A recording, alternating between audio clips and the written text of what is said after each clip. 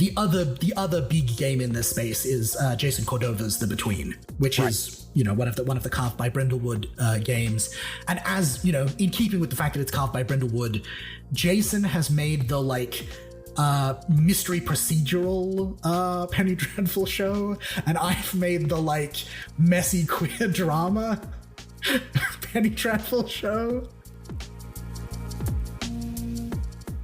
My audio is corrupted in this episode. Luckily, Luke's is not, and it's fantastic. And you'll hear some clipping as I fixed most of the issues in my side of the conversation, but not all of them. This is one of the better interviews we've had on the show, and it's worth enduring the occasional clipping on my side of the audio. Now, Luke's origin story is truly unique, and I am jealous of their introduction to gaming. We talk about how they use TTRPGs to bring history to life and teach aspects of the past seldom covered in school. They explain to me the rich history of Australian RPG culture. We talk about the two games they are crowdfunding right now. Both are horror games and both are quite unique, so hide your wallet. We delve into what gothic horror is as a genre and why it talks to so many queer people. Okay, sit back, relax, and enjoy my time with Jordan. I'm Allison Arth, and when I'm not busy disagreeing with Craig Shipman about his feelings on Billy Joel's songwriting capabilities, I'm listening to Tabletop Talk. Howdy friends, Craig here. Today my guest is Luke Jordan, tabletop role-playing game designer, editor, and author. Luke makes games about history, folklore, community, and relationships. Their credits as a design consultant include one of my favorite games, Girl by Moonlight, Koriko, Wander Home, another great game, and Monster Hearts 2. So I'm really happy, Luke, that so many of these people have been on my show. That makes me happy. And in their spare time, they contemplate the anthropology of food, 80s British fantasy novels, and the educational possibilities of RPGs. Today, we will talk about two of their newest creations to release, Grand Guignol and Harvest. Luke, welcome to the third floor. G'day, Craig. Thank you for having me. So Luke was very kind. They're in Australia, so they're a day ahead of me. But we figured out that magic hour where it's 7 o'clock my time, 10 a.m. your time. So I appreciate crossover. You. Yeah, exactly.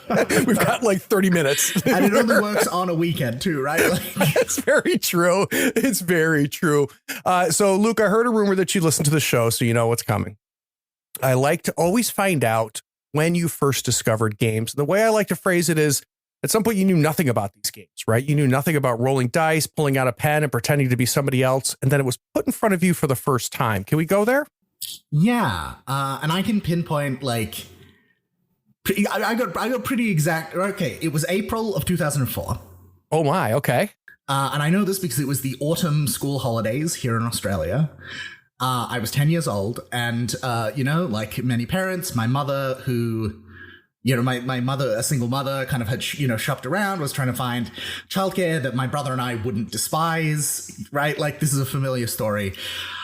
And there was a holiday program in our area that ran role-playing games. Interesting. For children and young people. A work colleague of hers, I believe, had sent their kid along the week before.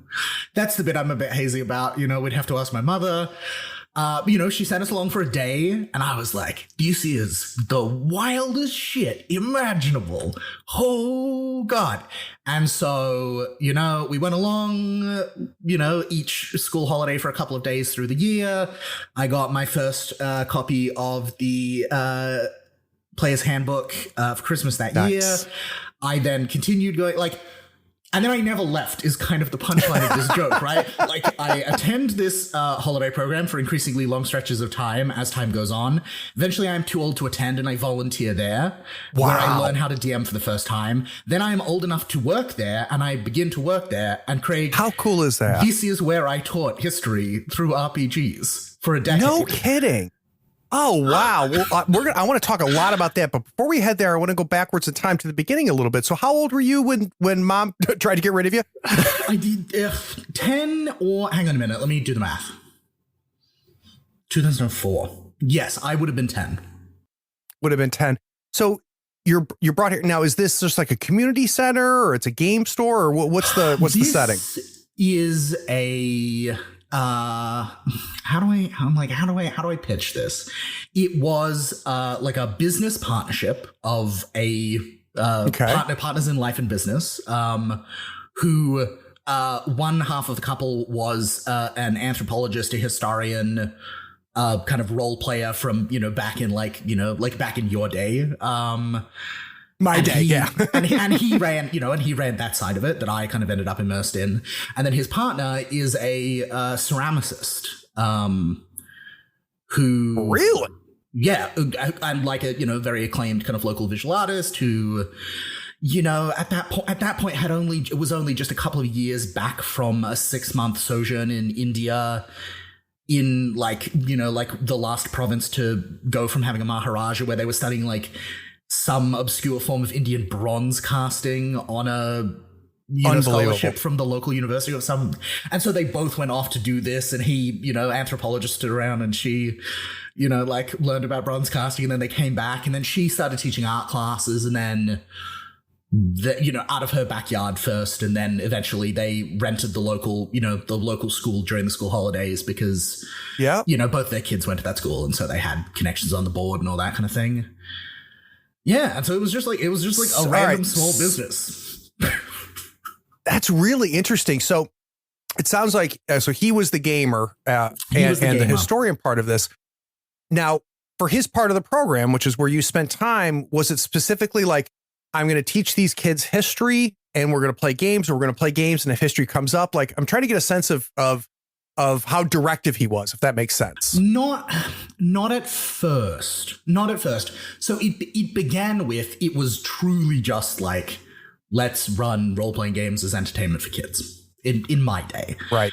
And that was like, he had a campaign, like an extended campaign in a world that he'd been running since 1982, that we were all kind of the latest generation in, that I can still deliver off the dome treatises on the history and world building of this place that I haven't played in a decade.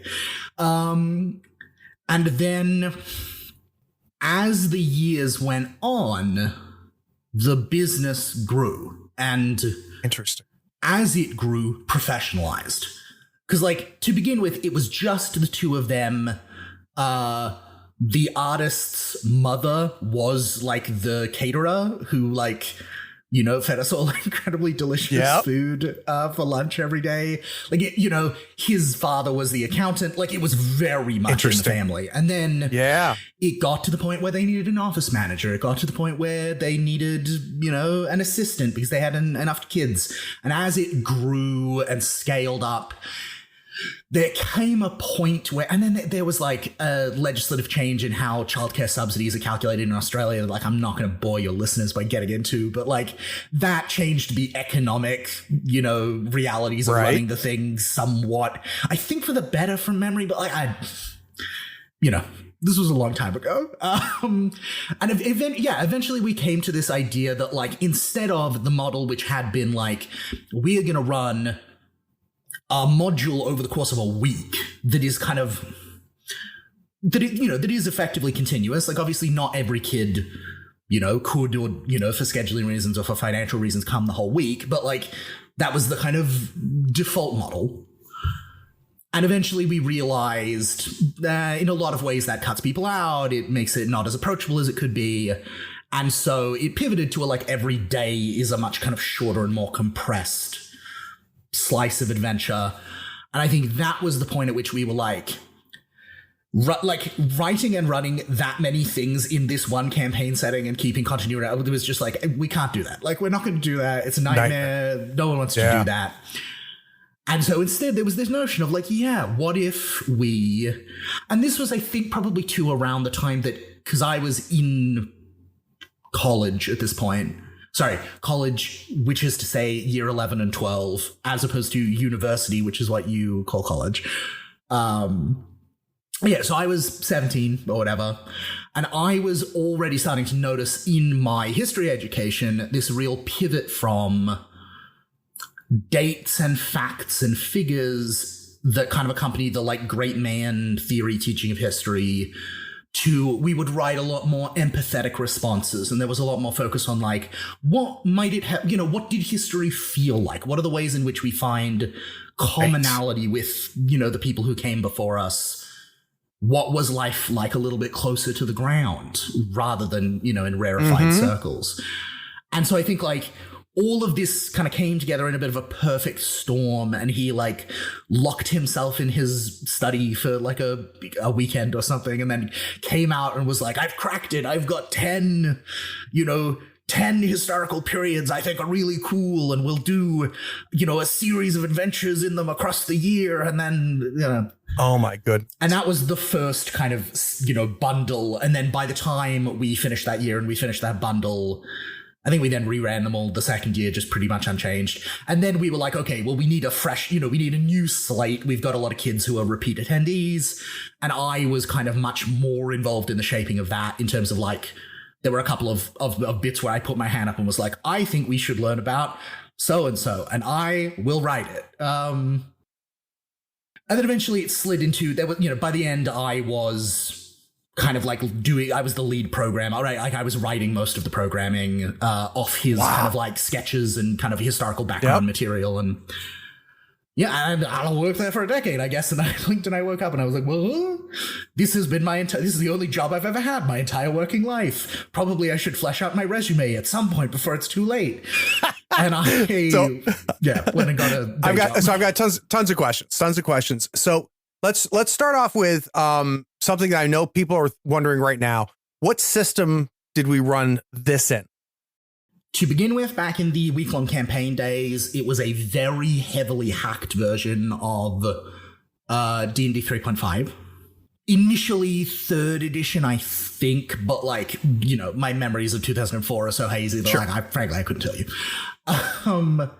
And then over the course of the kind of transitional period, as I'm beginning to work there as an assistant, and I'm like 16 through maybe like 18, among other things, we would do kind of like weekend retreats. Their neighbors, whose son had worked for the business, it's this big community energy here. Yeah.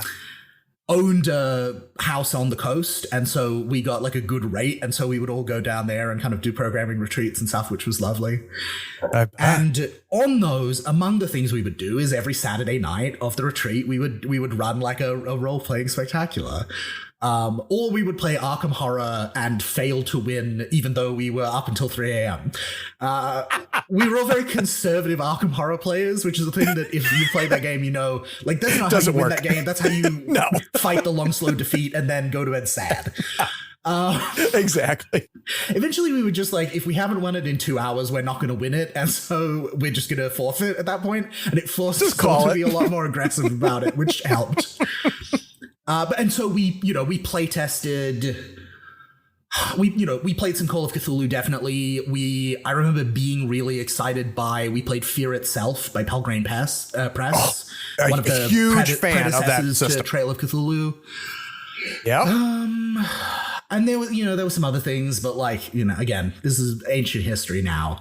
And based on all of that, at some point around about 2010, we go down on a retreat and we, like Frankenstein in the lab, cobble together bits and bobs, and we're like, yes, our own system for teaching history. And like Frankenstein, we give birth to some unholy form of life. And they've pretty much been playing that ever since. And the other thing what's it closest to? So what piece is the biggest piece? It still uses 20-sided dice. So it's still D20, but it escapes the chaos plateau of the D20 by having. We didn't have this reference point at the time, but like if you think about the ways in which Pathfinder 2's like big modifier numbers shrink the kind of relative importance of the swingy D20, like it kind of does that in a way, like. It's not common, but it's not unusual to be rolling with like plus 30, and the difficulty chart goes all the way up to like, 50 or like a notional 60. Right. Yeah. And there was like there's some idea of like some fate adjacent idea of like tokens you can spend to get when you really want to kind of put your foot down on like, this is important to me that it matters fictionally. And then the other thing that is happening around this time is the LARP the LARP element arrives. And this, this began with, again, right? Like, we're all in my boss's backyard having some kind of a planning session, and he's recently acquired 3, foam latex swords and a shield. And so, we're all starting to get the cobwebs in our heads a bit, and so we go out in the backyard and start, like, buffing each other. It's worth, I guess, also acknowledging that, like, my boss and his son, who is now kind of, like, running most of this, both of them are deep in martial arts. Judo mostly, but also from there, and increasingly as time's going on, historical swordplay and that kind of stuff. And I would say, less heavy in the judo side and more deep on the historical swordplay side at the time. Right. And so there came a point where we were like, well, we're all like, we've been doing this recreationally, but like, wouldn't it be cool if in the middle of the adventure, and like it's around lunchtime, the kids are all getting a bit, fidgety, they got some, some energy to burn through. What if we took them out in the yard and like actually did a sword wall, for real, and we like played that out and then came back in and could kind of like resolve that overall in the dice play. And there was, there's some notional connection between, like, we would give them all hairbands that they would wear on their wrists as their health. And when you got injured in the live action, you would lose a hairband. And that, how badly injured you'd been in the live action would then kind of like exponentially scale how bad the damage was if you failed in the dice play. And like, there were ways in which these things would like intersect mechanically. And at the end, and like from there, we were also like, well, like there's also this whole like parlor LARP side of things. And, we were able to acquire some costumes, and there would also be, social scenes where we'd break away from the table. And all of this is, I guess, in connection to with like, there's a whole Australian, like, I hesitate to use the word indie because indie implies publishing. There's a whole like avant-garde Australian history of role-playing, because trade cons didn't make economic sense here for the first 15 years after the publication of D&D, because like, who's TSR going to sell to? The like 200 guys in Australia who like know what a role-playing game is? And so instead, those cons were very much self-directed programming and a bunch of like a bunch of precedents to like Nordic LARP and Jeep forms start to form in Australia in like 83, 84. And by this time, we had like connected with that community and we're kind of like starting to hang out there, me probably most of all.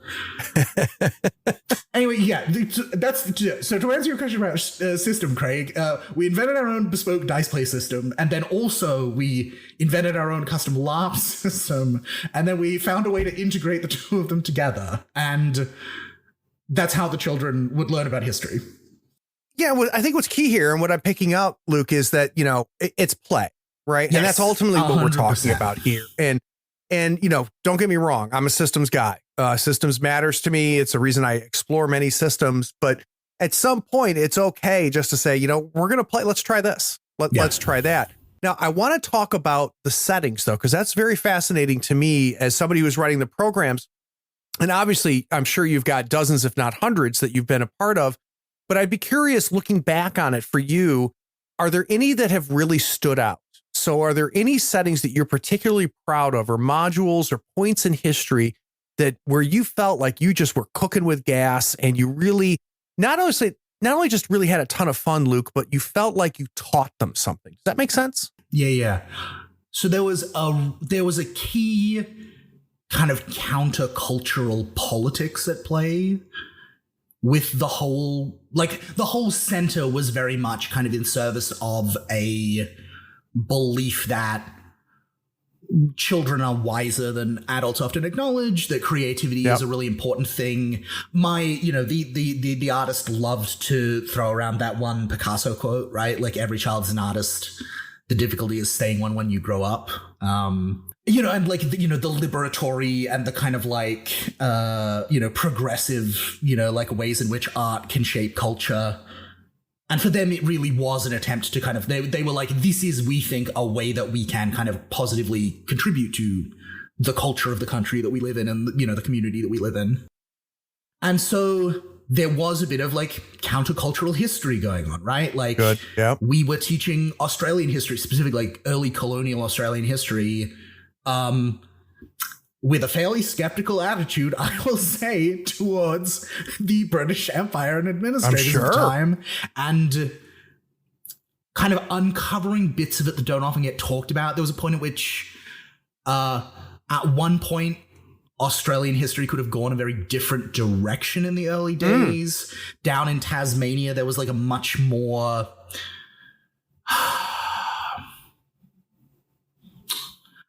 kind of egalitarian attempt, right? Like the convicts were in effect kind of like they were free range convicts, I guess is the way to put it, right? Like they lived out in the bush. They had, quote unquote, the freedom of the bush was kind of the name of the deal. They, you know, were out in the bush. They hunted. They sold, you know, what they hunted back. They had little shanty sheds and cottages out in the bush. And they lived kind of fairly unsurveilled lives. They had to check in like once every 3 months. But even then, like at the end of every year, there would be a like general amnesty check-in where so long as you showed up to that one, they didn't really care if you'd missed the last 3. Right, right. And like, you know, a bunch of those convicts intermarried with the local indigenous people and had positive relationships with them. At some point, one of these convict guys becomes like one of Australia's first bushrangers, and effectively becomes like the shadow government of Tasmania. Like, it's a whole interesting. It's a whole thing that like no one ever talks about this in school. And then British colonial rule re-arrives in Australia, in Tasmania. They're all pushed out to the fringes because Tasmania is now valuable land and rich British people coming over want to have big estates, and it all kind of falls apart violently. Right? It falls apart. It is all dismantled by force. And so I think like that strain of kind of like Australian history, I think was really, really kind of important and special. And I thought that meant a lot. So how did you put them into that though? Right. So now we've got a phenomenal, interesting moment in time, a moment in history, a lot of, I mean, what's an RPG without conflict? We've got conflict. We've got factions at play. So how do we then pick up these kids and drop them in there? So what we did is we sketched out there's like a couple of key inflection points in this kind of bushranging figure, Michael Howe, his name was. And so there's a couple of like key inflection points of kind of his life and his relationship with the British that we were like, we think these are kind of like, you know, key beats that we want to hit. And they happen within the context of broader movement in the shape of this whole freedom of the bush experiment that we think also kind of we want to hit. And then having identified those, we were like, okay, so, and like, you know, we know Michael Howe had his own gang, but that's not really very playable, both because it is too close to fixed points, right? And because it is a group that has too much set hierarchy in it, right? Like, because like probably we don't want anyone playing Michael Howe, right, because then that player either has a very constrained experience where they can only make very limited choices, or we start getting into alternate history very quickly. Right. And so if no one is playing Michael Howe, we typically hesitate to be like, and the GM will play, you know, Gandalf, and right, kind of directly steer the group. Now, did we do a series that was based on the crew of Odysseus? Yes, we did. But its core conceit was that Odysseus was actually a very foolish, you know, kind of like reckless, you know, hubristic figure. And it was his crew who were kind of managing him and steering him around and kind of fixing problems around him. And so like there we leaned into it and it worked. But here that wouldn't have been appropriate. And so we basically just said to ourselves, look, there were a lot of convicts out there. Many of them were kind of like more on the bushranging side of it than not. And so we basically just said, we're going to have them set up their own little faction of bushrangers who will be adjacent to Michael Howe, who certainly was like the linchpin political figure in kind of like, to the extent that the Bushrangers represented like a semi-organized kind of political entity, he was the linchpin of it. And so like they could be adjacent to it, they could hear about him, they could be recruited into bigger jobs that he and his gang were doing, but they didn't have to be kind of beholden to the very fixed arc of kind of history in that way.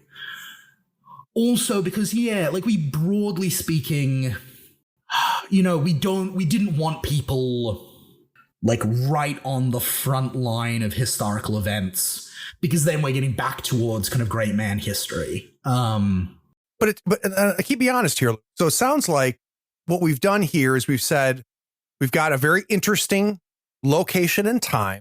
We've got conflicts that are happening. We've got factions in play, all the stuff that makes for a great role-playing setting. We're going to put our player characters on the fringes so that their actions matter for them, but may not impact what I read in history later on. And you just let them play. So did you find, and I already know the answer, but I'm going to ask it anyway, did you find that the kids had a trouble? I mean, it's one thing to say, hey, you're going to play an elf, you're going to play a dwarf, right? Like that's super easy. Kid grabs onto it and goes. Did they have trouble grasping any of this? Or am I giving them obviously not enough credit that if you just give these kids any type of setting, they would grab onto it? Or am I making sense? I'm going to say it depends. I'm going to say as an anthropologist who is allergic to broad strokes. Like, look, not all kids are the same. We also had a range of ages from like 7 through to 13. Not everyone got the nuance, but that was also fine. But I would say, I think more of them than you think could really leap in. We certainly did a bunch of work both to strip the key points of the moment in history down to like, what are the 5 or 10 things that you really need to know about Roman Britain, or, kind of like, the Aztec, the Triple Alliance at the time of the Spanish conquest. Like what are the key points where particularly the key points of difference? A thing that I particularly was always like really hammering with the kids, and also kind of in my own like thinking, was like people have always been people. People in history have always skived off work. Kids have always, old people have always complained about the young people. Yep. Kids have always done graffiti at school because they couldn't focus. People have always laughed and lived and loved. Like, none of this is new. We've always been people. And so focusing on, what are the ways in which the context of these people is different from you as the kind of like thing to anchor them in. And then we would also, if there was something that was like really important, we would anchor it with like a single like custom mechanic that only this setting's kind of adventures would have, as opposed to, most of the other mechanics were kind of common across them all. And so like, where I'm like, what's a good example of this? Like when we did the Buccaneers of the Coast, and we talked about the kind of pirate republic of the 1600s and Henry Morgan and all of that, right? The pirates had this really crucial idea of like mate lot and these like very, very strong, egalitarian relationships that two pirates would form. And so we said, okay, we're going to put some teeth on that to incentivize the kids to find a buddy and stick together in the way that pirates would in time. Or like, at one point I did and like, this is the bit where like I was always off on these maverick, right? At one point I was like, what if there was no conflict? What if we had one and there was no fighting at all? And I was like, what if I taught the children about the Amana heresy? Egypt's like short-lived experiment with monotheism. What if I did a not quite generational, but like over the span of 30 years story about Egypt's dip into and then back out of that, and like what it would look like being in a temple where politically people had different opinions. Some of them would genuinely convert. Some of them would, kind of convert for canny and cynical reasons. Some of them would pretend to convert. Some of them like wouldn't and would be ostracized. Like, what would that look like? What would it be like to be in that community? And so there, of course, there was a mechanic to track to what extent you like your genuine belief had shifted over time, right? Vis-a-vis the polytheism versus kind of Akhenaten belief question. And we did it through and at this point, right? Like I'm elbow deep in indie RPGs, and so like there was like a questionnaire. I think I would be like, I would be like, which do you think is more important? Like change or tradition? And depending on which one you answered, you would either get like a polytheism token or a like you've joined the newfound religion token or whatever. Yeah.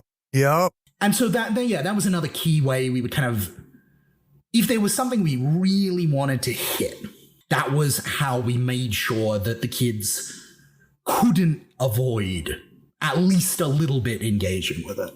At this point then, Luke, we have graduated more than a few classes through this, right? We have got kids that have gone through this that are now adults and have gone beyond school. I went to the 20th anniversary literally the other weekend, and like crazy. Oh boy, I'm like some like a parent who I recognize comes up to me, he's like blah, blah, blah, blah, blah, blah, like calls over their kid who I used to teach when they were 8. This child is now 16 years old, and I'm like a full-grown ass adult. It's so crazy. So I want to put you in a hypothetical, Luke, which is you and I are walking down to go get some lunch. Someone walks up and goes, "Oh my God, you're Luke. You taught me and took care of me like 15 years ago when I was there and we played a bunch of games." What is the next thing that person would say that would really make you feel like you were successful in what you have done with this? What could they say to you as a 20-year-old that would make you then, when you and I went to lunch, go, "Holy shit, Craig, I think I did something important"? God, there's a bloody question. I think if I hope we had any influence on these young people, it was in encouraging them to express themselves and to do that, to like find their voice, to make decisions, to speak up, and to do that fearlessly and with confidence and with a kind of a healthy disregard for shame and the risk of ridicule. Yep. If I could only have them all have taken away one thing, that would probably be it. There's other things too. And I guess, Craig, like this isn't purely hypothetical, because a bunch of the kids, as they hit 13 and aged out of the program, much as I had done before, stuck on as volunteers, and like now they all work there, right? Like, yeah. And so a bunch of them I still see every now and then when I go by, which is truly surreal. Some of them design games and publish them on itch.io now. That's very so strange. Cool. It's so cool. And it's something really what we've tangentially touched on is something that I love about this hobby is with kids and even with adults. I've seen this where it taps into something where you don't have, it gives us permission. It gives us permission to express ourselves in a way that we can't find in many ways anywhere else, right? And it makes me think about not too long ago, a couple months ago, Luke, friends of my wife's who I've become friends. Yeah. But it was my wife's friends first. You know how that works, right? And she's out of town. I love to camp. They're out camping. And they're like, "Hey, Craig, I know you're by yourself this weekend. Grab the dogs. Why don't you meet us out at the campsite?" I'm like, "Shit, that sounds great." So I get out there. There are a bunch of board games, right? And I bring a bunch of board games because they know I have a bunch of board games. And just for the F of it, at the last minute, I grab Fiasco and I stuff it in the box, right? I'm going, you know what? Let's see how the weekend goes, and I'll know whether to bring out Fiasco or not. And I brought out Fiasco.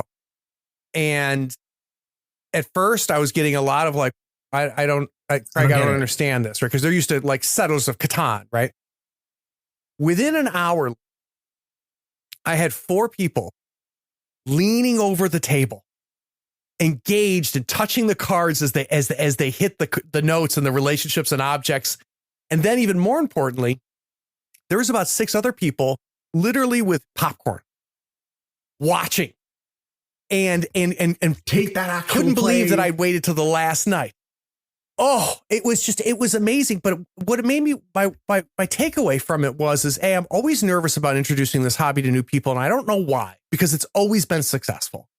And what was really neat was watching people flower at the table, people that came to the table that are very introverted, very quiet, and after an hour, we're just out there, just creating. And to do that with kids and with adults, you discover that is something that I think we don't talk about enough about this hobby. And I think it's also something that explains a thing that I talk about a lot too, which is an interesting gravity of this hobby. Because I think I've been involved in many a geek hobby, right? Miniature gaming, board gaming, role-playing game stuff. There is no greater representation and diversity in any of the other little circles than there is in role-playing. Role-playing has a greater level of diversity and opinions and thoughts and voices of any of these other hobbies, and that's not a coincidence. No, I think it very much is not. Yeah. Pretty cool, right? That rules. That's the best thing I've heard all week. So usually, Luke, what I try to suss out during this segment when I talk about your origin story is to try to figure out how you went from player to designer, but we've covered, right? We really, that, yeah, we watched that happen. So guys, the Insider Insight series allows me to sit down with designers, developers, artists, writers, and creators and learn how they approach their work. I try to understand their process, inspiration, and the methods for crafting their creations. We've got 2 games to talk about, Luke. We're going to take a quick break. When we get back from that break, we're going to talk about Grand Guignol. We'll be right back.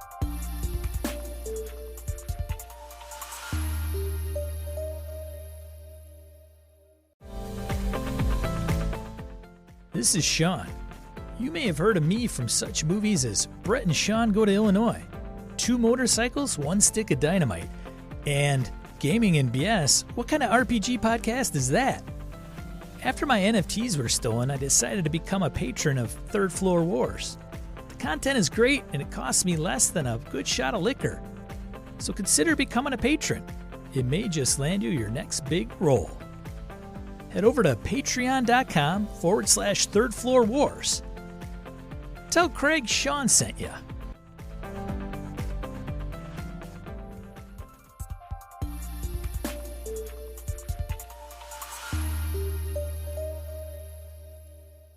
So, Luke, one of the things that I love, after doing 200, plus interviews, I love finding something new. And this concept of what you're talking about, this business, was very new and it threw me off track. So one of the other things I like to discover is kind of the exposure journey for you as a creator, right? So we talk about D&D, we talk about you guys going to these retreats, hacking D&D, bringing in some LARP elements, bringing in some Fate elements. But what I often hear about is that there was a game that broke your brain, right? That you thought that the hobby was one thing, and then you started discovering 1 or 2 games that made you stop and go, oh, I had no idea what was possible. Did that happen to you? Yeah, it did. It did. And in hindsight, it probably happened twice. Because,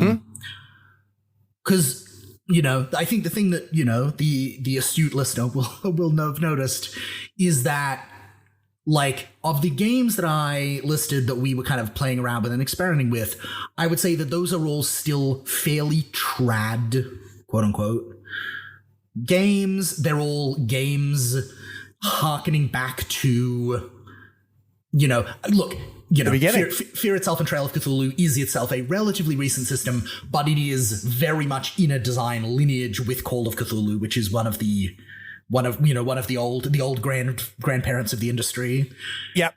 And those are still trad games. They're relatively new, but they're still trad. Yep. Yeah. And so my first encounter with indie RPGs, and the way that we can use the term is, the year is 2012, call it 2012. And I go along with the guys from work, right? So we all go along to the local indie role-playing game convention, which is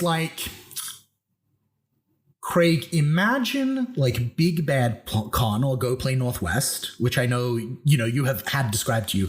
Imagine if that had been running since 1994. Oh, interesting. And as part of a lineage, right? Fenno is, 30 years old next year, which is baffling to think about. It spun off from Necro Necronomicon, badumts, very funny, nerds at the time. Great job. Which was like a Sydney con, like a broader New South Wales con that started in 84, 83. You're right, like older still. Yeah. And like the Australian freeform movement, which is our kind of like indigenous LARP tradition that then goes on to be... I'm not familiar with this. What is this? Well, yeah, so no one has ever heard of this. So Australian freeform is... Okay, the best thing I can do is kind of point to the two things that it then influences, which are Nordic LARP and like American parlor LARP. And a bunch of the pioneers of both of those had been to Australian cons in that like mid-80s period. And so like, yeah, think about like, on the one hand, like think about a lot of, like Secrets and Powers LARPs, right? Like that idea of like a social LARP, and we all kind of like talk and the main medium is conversation, and maybe we have, goals we're trying to achieve, or like, and it's a lot of social engineering. It's a lot of that. And then adjacent to that is, oh God, here we go. Adjacent to that is what we call quote unquote Australian systemless. I did not name it. I don't agree that it's systemless, but it was named in 1984 at a time where system meant we're playing Call of Cthulhu or Dungeons and Dragons. Right. And it's like, okay, let me pitch you on a classic systemless module, Craig. The year is 1985, and a man is running a game at Necronomicon called What Price Liberty? This is a game where you play members of the IRA who have a canister of anthrax. And they are on their way to let it loose in London. Will they succeed or not? Irrelevant, not the point. You are playing pre-written characters who will have their own perspectives on the nature of terrorism, the place of violence in the struggle for Irish independence, etc. Are those compatible? No, they're really not. Right. And the game is a series of kind of hot button chances to argue and philosophize. They go to a wake, they go to a church. You get the idea. So cool. This game has only one mechanic. Every player has a cap gun on the table in front of them. And at any time, they can pick up the cap gun, point it at another player, pull the trigger, and that character dies. And this game is a statement about the nature of terrorist revolutionary movements and the ways in which they tend to consume themselves through violence. Wow. And this game, I must emphasize, 1985. Unbelievable. Like so ahead of everything. Isn't that incredible? I've never heard about it. It's wild. And I'm very lucky in that I am, I guess, okay, let's now like connect back, right? So like we go to this con. I now am the curator of games for that con every year. Like I'm the one who gets the game submissions and holds all the writers' hands through the process if they've never done it before. Yeah. And so I'm now like deep in this tradition, including I'm friends with a bunch of the guys who were there in 1984 as it was starting, including John Hughes, who was an Australian anthropologist and role player who like literally wrote the book on this stuff. If you Google,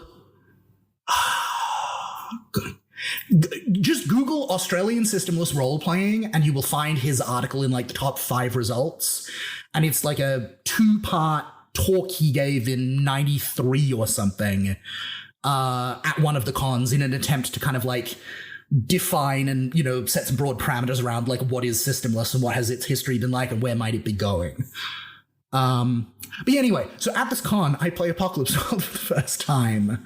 My friend John Macon very unusually runs a game with a system that someone else designed.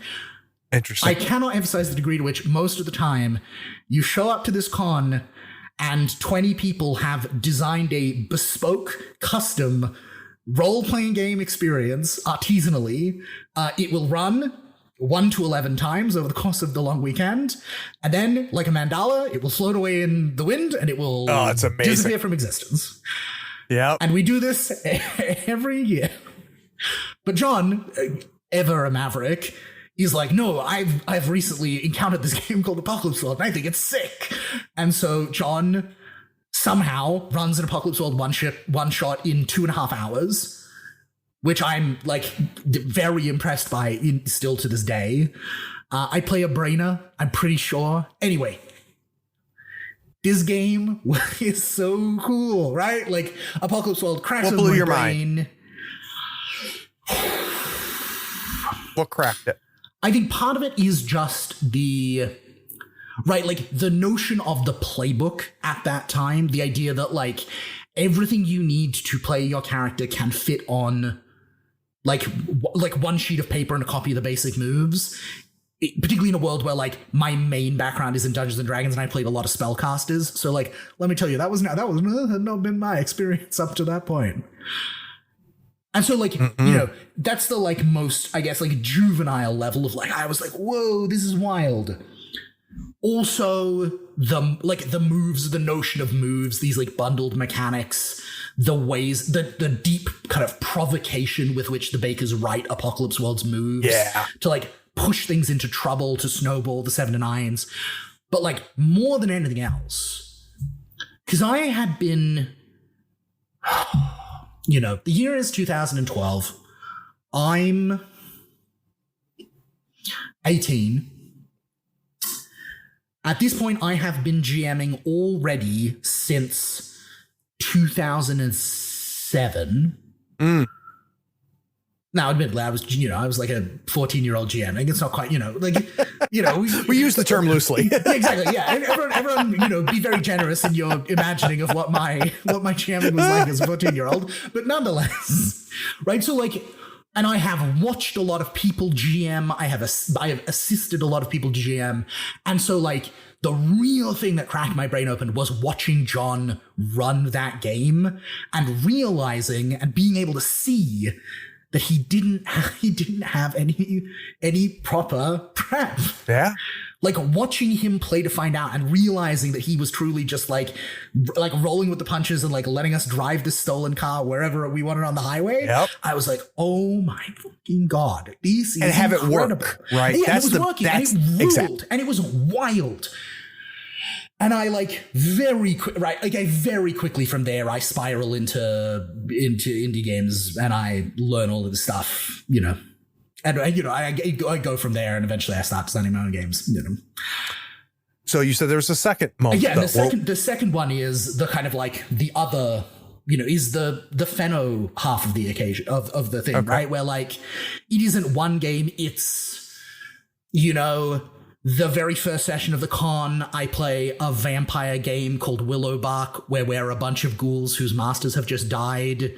Do we use any of the mechanics of vampire? No, we don't. Instead, there is a big tub in the middle of the table. Not a tub, like a moonshine bottle. Yep. And each of us has a beer bottle filled with red food-colored water, which is the amount of vitae left in our bodies, and anytime we want to do vampire stuff, we have to pour a shot out. And once it runs out, like that's it. Time's catching up with us. We're done. I'm it's that. It's me hearing about What Price Liberty from John Hughes at 1 a.m. at the Hub after PostCon drinks the first time. It's my friend Melody running Red Sisters Black Skies, a LARP based on Night Witches by Jason Morningstar. Yep. And 40 of us like sobbing at the back of the room at the thought of like the fact that these women like kept marching at like victory parades and then over the generations either stopped coming or like could not come anymore. Like the idea of the weight of that idea. It's my friend Cole running Caryatides, a like scathing indictment of the misogyny of the Iliad. That is all about the women of Troy, like right before the Trojan, but like right before it falls. That begins with these 5 women gathered around a prop stand-in for Hector's body, preparing it for burial in like semi-LARP fashion. Like it is a string of truly wild games I have both played and heard about in the local Australian game scene. So you're painting quite a picture here, Luke, and you're painting this picture deliberately or not is very Australian, right? So we're talking about the systemless We're talking about this culture. And I guess what I want to hear or understand, is this just a situation where this all happened because you were all together and you had this long, community history? I mean, talk about some of these cons going back to 84. So this just happened because it happened here? Or in your mind, as an anthropologist and as somebody who is not Australian by birth, who came into it, is there something distinctly Australian happening here with this style of play? Does that make sense? Yeah. I mean, I am Australian by birth. Oh, you are? I'm sorry. Yeah, don't let the accent fool you. I've got. Oh, yeah, I'll be here if you need me. I've got one of those do your fancy, research, asshole. I've got one of those fancy Australian accents that make me sound like I'm from the UK. Oh my God, I'm such an idiot host. It's perfectly right. It's perfectly right. Being French, how do you look at this? I apologize, but you understood the question, right? Is there something distinctly Australian happening? I'm such a dope. My instinct is always to avoid my academic instinct is always to avoid exceptionalizing.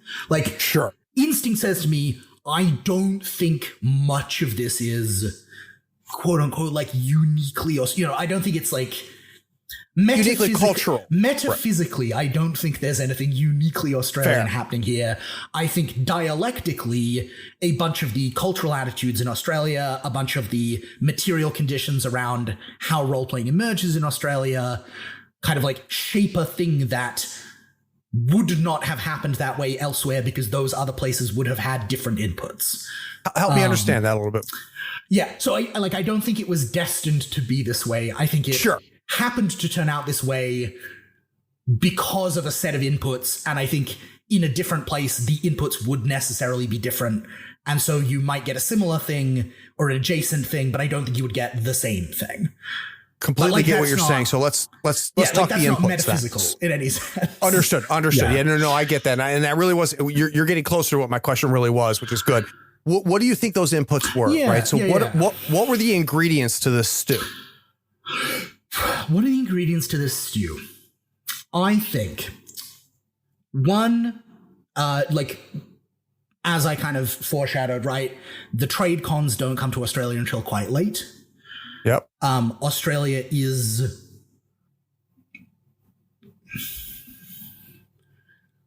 okay, we like to think we are a very anti-authoritarian culture. In practice, we're actually often deeply kind of stick in the mud, and we don't like it when anyone rocks the boat. But we self-mythologize as being a nation of kind of larrikin, kind of free-spirited, people. And I think that probably contributes to everyone's eagerness to be yeah, fuck the rules. I think the time it happens, right? I think if it had cons start in the US, and also I might gather into a lesser extent in the UK, quite soon to the start of Dungeons and Dragons. Very much so. Whereas Dungeons and Dragons is published, allow time for it even to make its way to Australia and for there to be enough density of a fan base for anyone to, right? By the time we're starting to get a con culture going, Call of Cthulhu is already beginning to exist. And my friend John has this theory, and I think it is a naive theory. Sorry, John. But I think it is not a theory without truth, where he talks about this kind of distinct arc of when you look at the history of role-playing games, we begin with the hero, very, very uncomplicated hero fantasies around being strong and exerting, power on the world, and very kind of masculine fantasies. Yep. And then the next moment in that arc with predominantly he kind of points to Call of Cthulhu, but I would also say Bunnies and Burrows is this thing also, right? There's a lot of other... Oh. There's a lot of other games in this turn that you might not think of, but then you're hang on a minute. Next comes the victim fantasy, right? And the idea that there are ways in which... Interesting. Kind of understanding what it might like to be less powerful, what it might feel like to be less, less strong. Helpless. That becomes an interesting, helpless, to kind of explore our emotions. And like John characterizes this as a more feminine, fantasy. Again, I think I think there's some reductiveness there, but I also think, yeah. I think you can't deny understand what he's saying. Yeah, I think you can't deny that, like, historically, probably there's some extent to which, like, if you plotted on a map the, like, rise in the number of women in the hobby and the moment where Call of Cthulhu shows up, not to say that there is a causal relationship between either of those things, but, like, I think among the conditions for Call of Cthulhu to arise is there are people in the hobby interested in doing things that aren't just, like, bash monster open chest. And not to stereotype, but I think, many of those people were women. There's no question. And again, I guess it's a diversity thing that we're talking about, right? We see the hobby change over time. Yeah. And so I think, I think there's something to the fact that, like, right, like I keep pointing at like 1982, 83, 84, 85 as the point at which this culture really starts to emerge in Australia. And that's round about, if I recall, the time when, Call of Cthulhu is starting to become big, and both people are more open to theatrical styles of play. Like, I don't think of the use of props as a characteristic of early Dungeons and Dragons culture. I do think of, I pre-prepared, like, the newspaper article in the Arkham Herald, or like, here's the dagger, as like a classic, like, early Call of Cthulhu game masters, like, trick. Call of Cthulhu also invites a lot of, like, memory slippage, time travel, like a lot of these very narrative and literary devices that once you figure out that they're fun and cool and you can do interesting things with them, there comes a point where you're just like, and what if we just, like, left the rest of Call of Cthulhu behind and we just did the flashback thing or whatever? There's like, there's like one of the early systemless, games that's really crucial is like a Call of Cthulhu game about a group of amnesiacs kind of recovering their memories. And like the memories are all written down on scraps of paper, and they're all deliberately written to not perfectly match, and they're not like in any order, and you kind of had to assemble it yourselves or something. There's another one with like a past life regression tape. Part of it is also just like stuff's happened in the 80s that's a bit weird. And yeah, I think all of that feeds into it, basically. So I'm gonna throw an idea at you, and you can say, Luke, you're full of shit. Or you can say, Craig, you're full of shit. Something we forget about in our day and time and where we are right now is the free flow of information, right? We live in a time now where information is unfettered, sometimes to the detriment of society. But it wasn't that long ago, not to be the old guy, it wasn't that long ago where it was. And in many ways, Australia was very isolated. Geographically, as a result, games came late, information came late. The import-export restrictions made it tough for a lot of the Western shipping. Right, exactly. It's right. Still so very expensive. So I wonder, do you think the fact that you were left to your own devices and untainted is a part of that? 100%. Yeah, 100%. And also, I feel like... Okay, so like there's a melancholy and a sadness with which I talk about all of this. Yeah. Because Fenno is the last of these cons left. Why is that? What happened? It's been like 40 years is a long time, right? Like they folded, organizers got burned out, scandals happened variously. ArcanaCon is also still around, kind of, which is like the Melbourne version of Necro. Mm-hmm. It's older than Fenno, but like it was very much a case there of, in its original form, it kept going, and then the orgs couldn't keep it going anymore, and then the rights to the name were sold and another group picked them up. And like none of this is to devalue, like those people have done valiant efforts. Like I am personally friends with some of the people behind that organization. Right. Like they're wonderful people, they run a great con, but they run a con that is no longer the thing that we are talking about. And it is much more now, not quite a trade con, but it's much more of a Big Bad Con or a Go Play Northwest where people show up with like, you know, get like capital G games that are recognized entities and people sign up to play Bluebeard's Bride or whatever. Panels and yeah. I don't know. Like, there might be panels. I don't know about panels. Yeah, anyway. And so, like, yeah, there is a sadness here in that, like, we are the, you know, we're the last, you know, we're the last ones left holding the torch. And like, yeah, like I'm gonna level to you, Craig. Right? Like, COVID nearly killed us. I bet. Like, we nearly ran and then canceled a month out Fenno twice during COVID in 2020 and 21. 2022 limped over the line. This year we were back. I think from here we're good, but like, Fenno has not survived because it is unique. Fenno has survived because it is lucky. I must emphasize, right? And part of the problem here is, as you say, like, Australia is a very isolated place. Australia is also a very big place. It's that blows my mind. The more I learn, it's a very big place. It's fucking huge, and the vast majority of it is unpopular. Yes, that is also true. Yeah, and so like, what you have is now. Western Australia, truly, like, nominally it's part of the same country. It might as well be a different country. Right. I've never been to Western Australia. I don't know that I've met anyone from Western Australia. Like, what does the role-playing scene in Western Australia look like? Did Perth have a version of this? I don't know. I truly have no idea. What I know is there was a con in the style of Necro and Arc up in Brisbane, in Queensland. Kind of, you know, a 10 to 11 hour drive up the coast.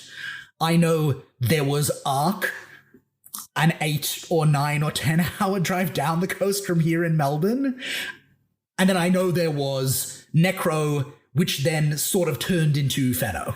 And I would, like, bet good money that each of those cons within this broader trend had a very distinct regional focus and style and vocabulary. And culture. Yeah, no and question. Culture. Yeah, and yep. The impression I get from, you know, the grognards who I know, and I say that lovingly, from these early days, is that, like, these cons started, like, not a lot of these cons survived to like 2005 even. Yeah. At which point, like, you know, the information age like truly really arrives. And so like, there's a whole world of like, what were they doing up in Brisbane that might have been like deeply different from what we're doing? Like, I don't know. No one knows. Yes, some of us went up, you know, 10%, 5% of Fenno's membership took the trip every year. And like, some of those ideas filtered back through osmosis, but like, can I speak comprehensively to what they were doing? Absolutely, like, no. And also, the other kind of tragicness part of this, right, is there's no, other than John's essay, which I must emphasize is from 1993, right? Like, this is an old essay. Other than that essay, there's very little written about this. Like, where, you know, Emily Care Boss's like history of LARP on her website, I think, like, mentions us in passing. You know, there was like a book about Australian freeform that like was small press, like self-published in like 86. But like, you know, we don't have much of a footprint tangibly.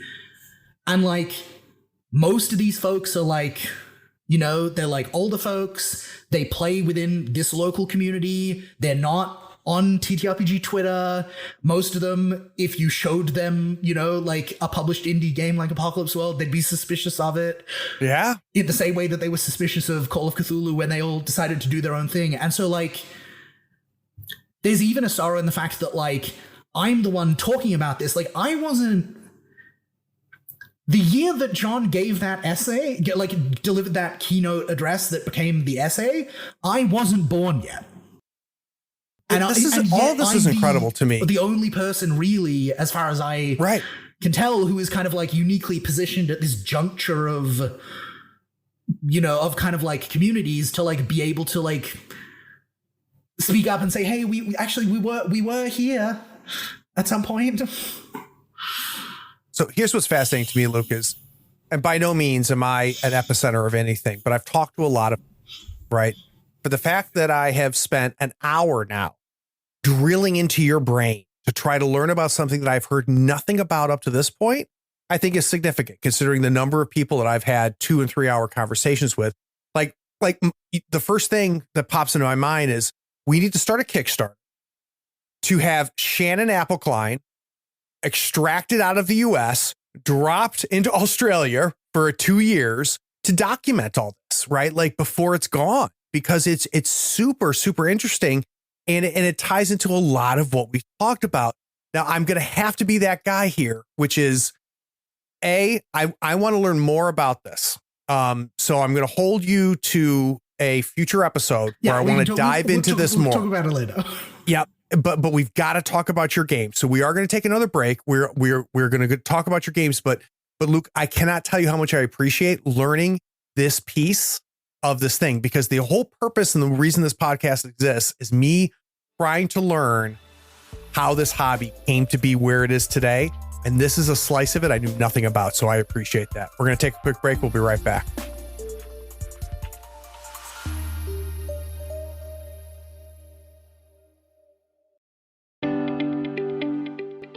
This is the part of many podcasts where someone comes on, interrupts the show, and explains that you should consider paying for the content that you're listening to right now for free.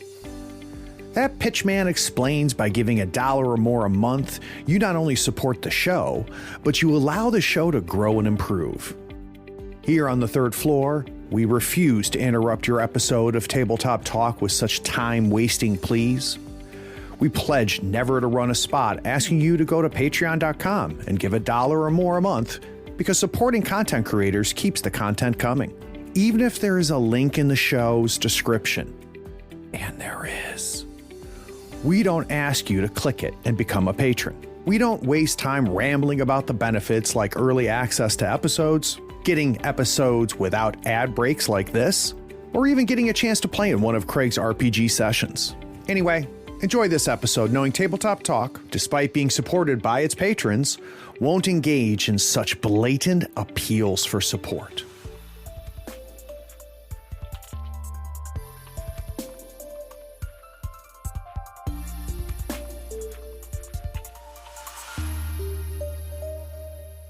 All right, so I told you that the last segment was going to be about Grand Guignol, but this next segment is actually going to be about the game. So I'm going to read the blurb. Now, the only thing sillier than designing a game is then kickstarting a game. So that's all of that is pure self-abuse, right? And then the only other thing that's even dumber than that, Luke, is then to crowdfund 2 games at the same time, which is what you're doing right now as we're talking.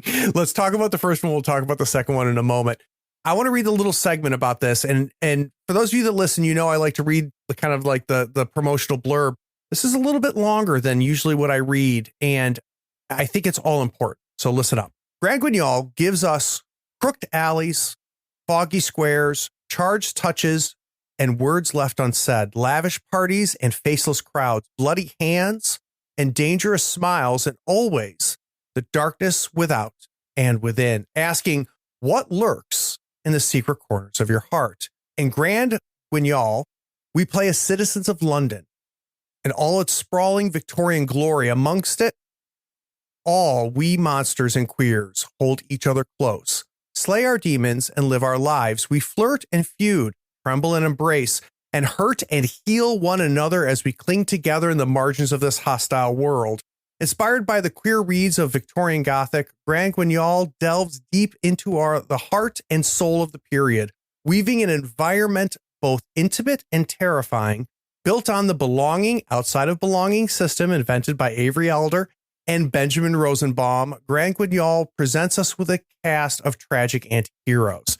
Now, I have edited that down, and it was not easy for me to do.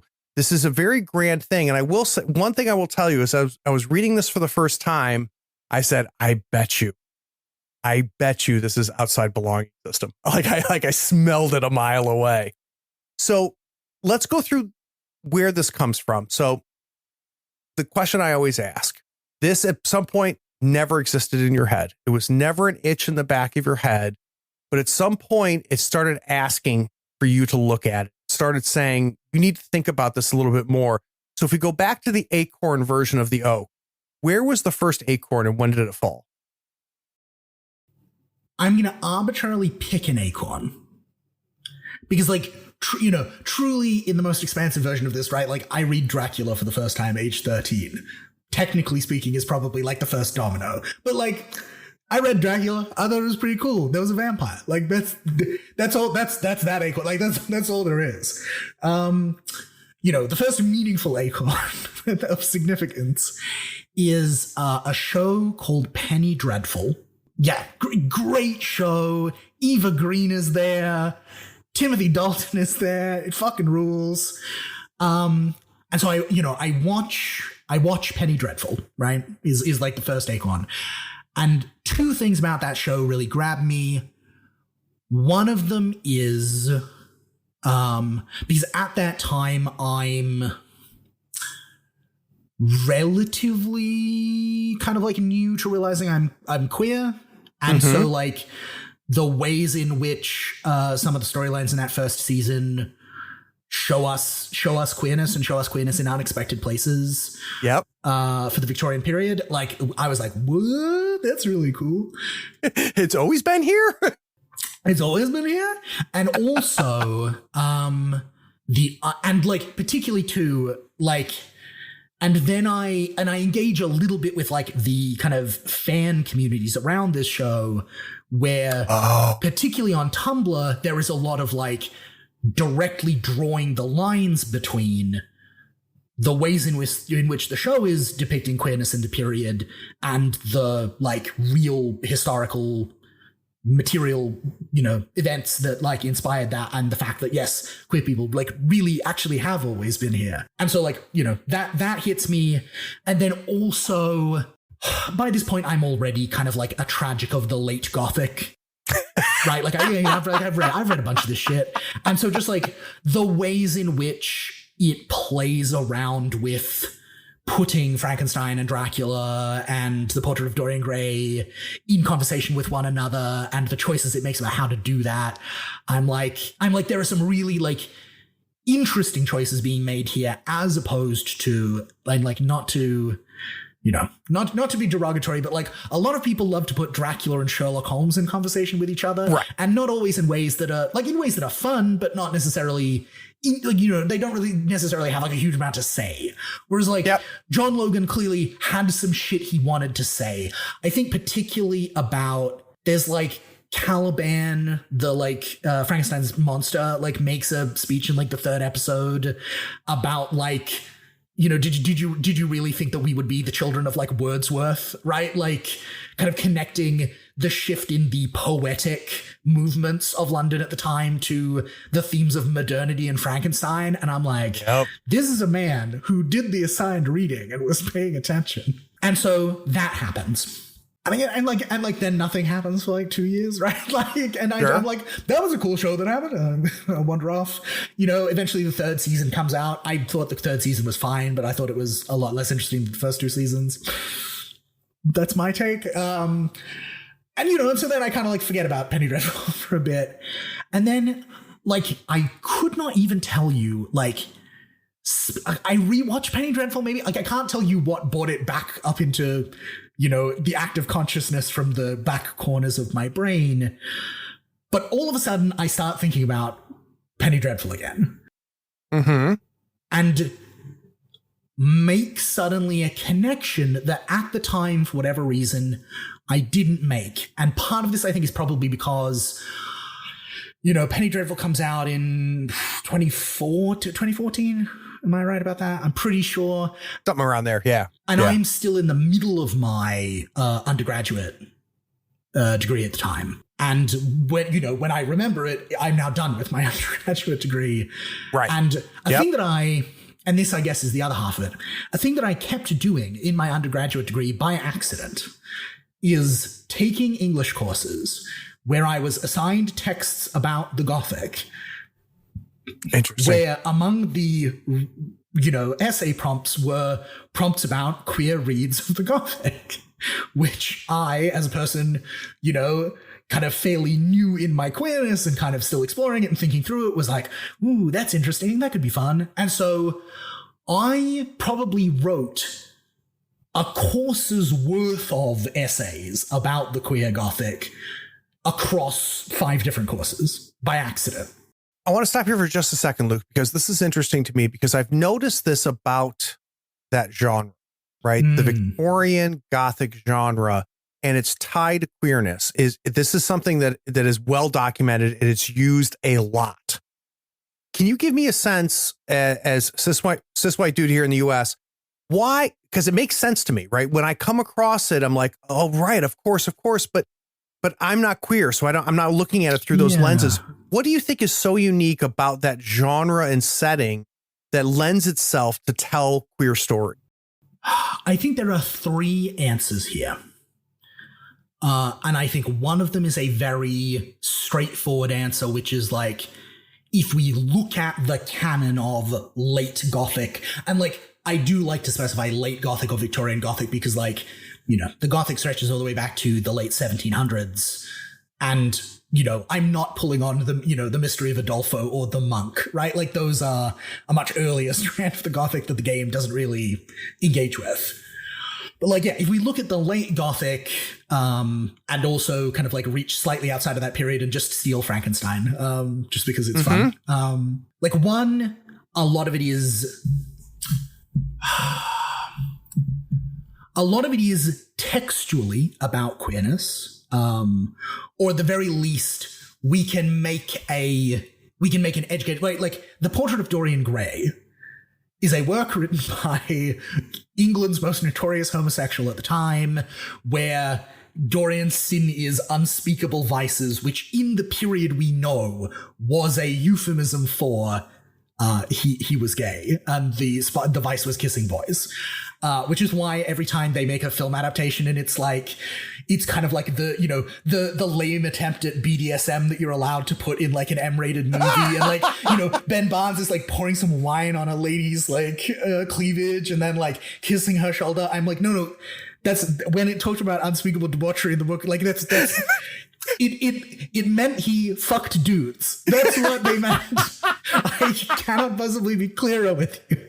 You know, and so Carmilla textually is about a vampiress engaged in a inappropriate quote unquote relationship with a woman.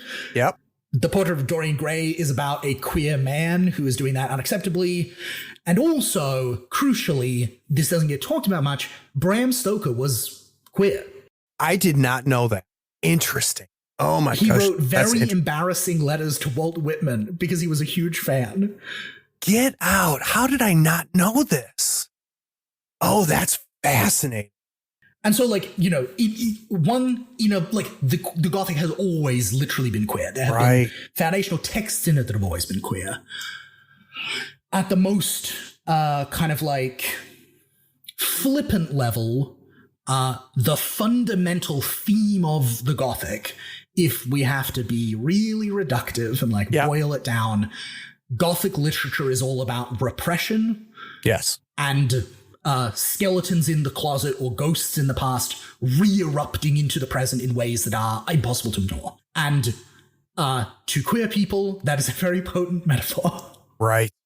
Because that's often how queerness is in our lives, right? Like you try not to think about the ways in which you are different, and eventually, but that they can't be ignored forever. But it refuses to not emerge. Right. Yeah. And then the broadest answer I would give is the Gothic is very fruitful ground for thinking about queerness, because a lot of monstrosity in the Gothic has its roots in anxiety about gender. Ooh, that's super interesting. Talk to me about that. That's about, and like, I want to be clear, that's not the only side of monstrosity in the Gothic, right? There are, you can make classed reads of the Gothic, you can make raced reads of the Gothic, and this game kind of doesn't go wholly into those things, and I'm not qualified necessarily to talk about them, but, there is a sense in which, like, if we start, even like Frankenstein, right? Like, fundamentally, like, why is Frankenstein horrifying? And one answer to that question is Frankenstein is a story about begetting offspring outside of reproduction. in defiance of God's will and God's plan. You know, like if you know there are many reads of Dracula that look at the ways in which Dracula, very much in the way that it talks about women, is about the whore Madonna complex, right? There are two kinds of women in Dracula. There are weak fallen women, including Lucy, who, you know, like, rip to Lucy, she was a real one. You know, she didn't deserve what she got, and also everyone should stop being so mean about her. But, you know, there are wanton women, and there is Mina Harker, who is a good woman who is tempted but is fighting it. And like, you know, why is Dracula dangerous? Because he is a seductive man, right? Like, but also there's something very queer going on between Dracula and Jonathan Harker. There's something very queer going on between Mina and Lucy. There's like a passage in Dracula, and like, I don't have it at hand, or I would try to find it, but like, there are points where Jonathan self-describes the ways in which he feels a kind of like, he feels womanly. He's like, and I you know, as I sit there in like the, you know, in the on the stone bench, and I like stare out the window like a maiden gazing off to the sea for when her husband will return. And like, he is he's putting himself in those shoes. And then, you know, there's something a little bit queer about that. Yeah, and even like, my favorite one to talk about is Jekyll and Hyde, right? Because like, Jekyll and Hyde is a story about a respectable man who has unspeakable desires. Again, we hear that, like, you know, we see that code word, who creates an alter ego so that he can indulge those desires. Explore that, When that alter ego is going to be discovered and revealed and exposed, he kills himself rather than have it be made known. And I don't think it is a coincidence that the two men who are about to discover him are a doctor and a lawyer, right? Like, the two instruments of the Victorian state, which were not quite most dangerous, because the cops were also up there, but, you know, among the dangerous apparatuses of the Victorian state if you were queer. Yeah.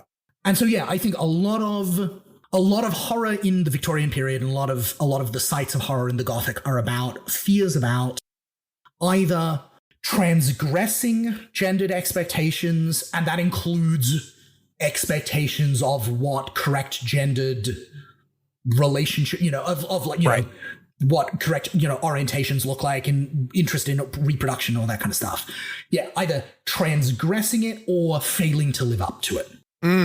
These are the two kind of like great specters that loom, or two of the great specters that loom in the heart of the Gothic, and which get coded as monstrous, right? Like, either this transgression or this failure makes you a monster. Well, they become a convenient vehicle, right? To be able to tell those stories and to explore those stories in an analogy that can be safe for the world to read, and for those that it will talk to, it'll speak to them as well, right? And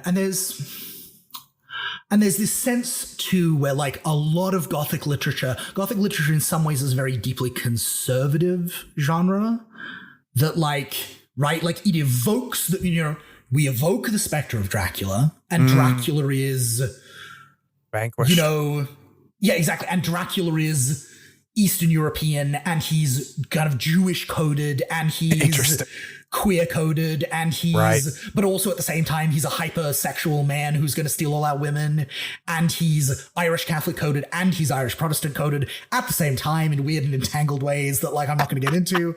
And, like, Dracula is all of these kind of, like, ooh, dreadful things, and we're all shivering, and it's very thrilling, and then he is defeated. Cultural anxiety is put to bed. You know, we're tucked in. It's okay, British Empire. Nothing's gonna go wrong. We can live forever. Everything's fine. Which is hilarious. The not to go on a tangent about Dracula, the existential terror at the heart of Dracula that everyone always overlooks is, at one point, Van Helsing is talking about the nature of vampires, and he says that they're like ticks or maggots that crawl out, like, to pick over the corpses of dying empires.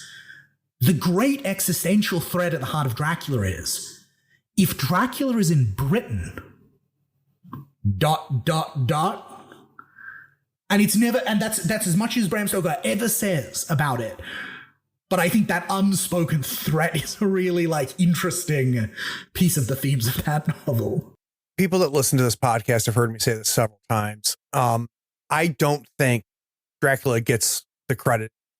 It's a book that I revisit over and over again, and it works on so many levels in so many ways, so many different angles, angles that we've just talked about now, but literally in the art of storytelling, in the way it unfolds things, the medium it uses to unfold those stories. It's phenomenal work. So if you still listen to this podcast and have not read it, go and read it. It's an unbelievable work. Go and check out Dracula, which is a audio podcast where they're currently adapting Dracula like as we speak. Interesting. I don't know about this podcast. Oh, that's a cool podcast, Craig. Also, don't go and watch Last Voyage of the Demeter. That movie was disappointing.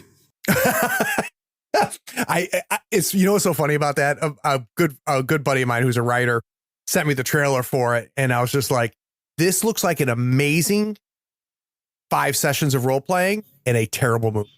I think you could have made an incredible film in it. I just think I think it is a scenario that's rife for a good film. I just think they made a series of baffling, characteristically Hollywood decisions, trying to pivot it towards being an action film and being tied into the Dracula franchise that I think did it absolutely no favors and ruined all the good bits that it could have been. That's too bad. So, Luke, we have this shelf now. We have this shelf where Penny Dreadful's been sitting, Dracula as a child has been sitting, but at some point you say, I want to play there. And when does that happen? When do you start saying that there's play to happen? Yeah, I think it is probably like, God, the passage of time these days has become really weird. I feel like COVID's thrown me off. I'm going to say 2018, but you're not alone. Yeah, I'm going to say 2018, but like, you know, plus or minus 2 years on either side. You know, like everyone just like be generous. Call it 2018. Yep. And yeah, like I'm rewatching Penny Dreadful with a friend. We're now post my degree, so I've written all of those essays, not just half of them. And I'm watching the first season again and like, what? Like watching all of these connections form and like, you know, seeing it all come together. And it occurs to me, I'm like, you know, like there's a role-playing game in this. And also at this time, and maybe it was more like 2019 now that I think about it, because also at this time I have at this point read Dream Askew and Dream Apart by Avery Alder and Ben Rosenbaum. And so, you know, I know about the existence of those games. I know about the existence of that structure. And like, part of this is, Greg, and I'll be honest with you, right? Technically, this is the second edition of Grand Guignol. That game, like a PDF only, like a digital, you know, Indie on Itch style release of that game happened in 2020. It is now a much more robust game, and it's been improved in just about every way it can be. And so, like, you know, I think back to like what exactly set me off. I don't know that I really remember. Well, so I feel like. Yeah, I feel like there was something in, and like maybe I feel like I just played some kind of a like historical game, and I don't remember who with, but like I played a game that was set somewhere in the 1880s through 1920, like somewhere in that period, and like that game was fine. It was probably, I'm almost certain it was like a Call of Cthulhu game, and I was like, that was okay, but like there's more interesting things to do in this period. Luke, this is not the first game that that we've talked about on this podcast that was inspired by Penny Dreadful, right? That has turned out to be a very ripe garden for more than a few games, because it brought back aspects of Gothic which we hadn't seen in a while, right? But you saw something tied to Avery's game in there, right? You saw an aspect that is a little bit different. So it's not the Monster Hunter angle. Yeah, it's not it's the community angle, and that's what I'm trying to. Yeah, go ahead. Yeah, to point directly, right? To name the thing rather than talking around it, right? Like the other big game in this space is Jason Cordova's The Between, which is, you know, one of the Carved by Brindlewood games. And as you know, in keeping with the fact that it's carved by Brindlewood, Jason has made the like mystery procedural Penny Dreadful show, and I've made the like messy queer drama Penny Dreadful show. And I think part of this too is because I was on a kick at the time where just in general, I was kind of over games with plot. Interesting. And I feel like this was like a continuum of, at this point I'd been, aware of Apocalypse World for 6 years. I'd written my first PBTA game, and so I'm like deep in like play to find out what happens, like don't prepare a plot, see what happens at the table. But also just like increasingly I was like, there are interesting, I was thinking a lot about Ursula Le Guin, who has always been like a really beloved author of mine, who like, Ursula Le Guin talked a lot in her lifetime about the idea that like, there's this notion that stories must include conflict, that she was kind of like quite scornful of. And so I had, I had that in the back of my brain. And I just like, I felt like all of the most interesting parts of Penny Dreadful were not, to me at that time, the parts where they were, off to fight the big vampire man boss. It was the bit where like, and then Ethan and Dorian Gray go out, clubbing for the evening, and they like visit the dogfighting ring, and they like get drunk, and Ethan gets in a fight, and Dorian drags him home, and then they fuck. And or like the episode where like, Ethan and Vanessa go to the seaside to try and like recover from her trauma. And I'm like, these are the parts of the show that I'm like interested in. Like the plot is, it's got a good plot. I enjoyed that show, but like, I wasn't interested in, from a gaming perspective, I wasn't like, ooh, I'm really looking for like, another game to do like mystery stuff with. At that time, I was kind of satisfied with Trail of Cthulhu to the extent that I was interested in mystery gaming. And so what I was like, I had Dream Askew and Dream Apart on the brain, and I was like, it's these characters and their relationships and the kind of community that they're in, and the ways in which that community is under threat, both from within and without. Like, that's the part of this that I'm like, that feels like a fun playground to be in and to kind of like explore. And then I started writing it, and then it's not honest to say the queer that how queer the game was it like an accident? Like that's I want to be clear, that's not true, right? Like I didn't go into this being like, I'm just gonna write a Penny Dreadful game. Whoops, oh my god, it's queer. I tripped over and queerness fell all over. Like that's not what happened. But as I wrote it, I think the extent to which I was interested in leaning in to that queer read, that was kind of a thing that I found in the writing of the first edition. And particularly to my friend Riley Rethel had just released a game called Venture that was like an itch indie PDF only release of like an ash can for a Belonging Outside Belonging game about like introspective kind of melancholy fantasy. It was like, what if Dungeons and Dragons was written by a Marxist, had no monsters, and was interested in like these characters' relationships to the power that they wield and them and each other. And that game ended up being published by Possum Creek along with another game called Dungeon written by Jay Dragon. But there was a thing that Riley had put in Venture, which was this pick list about like, choose two things that you are and two things that you struggle to be, or two things you are or two things you are not. And it suddenly occurred to me that like, how you are regarded, both, how you regard yourself and how society regards you is a very key Victorian anxiety. And that was also a lens onto gender that could be interesting and productive, where I could say, here is a playbook where, here's the list of those options. And one of the options is a man. Society sees me as a man and I don't. Mm-hmm. Suddenly all of the moves that we've got in this playbook, like we're reading them in a certain way. Right. And society does not see me as a man, but I do. We're reading them in another way now. And also, crucially, because the thing that the more I went down the road into the historical read, I did not want this game to be a game that demanded that you reenact and, roll around in the mud of historical bigotry. Right. Also, there was no, there's no functional version of Grand Guignol that does the things it does, that pretends that the Victorian period was toothless for queer people, right? Sure. There's no way to write the game to be about period queerness where that works and is functional.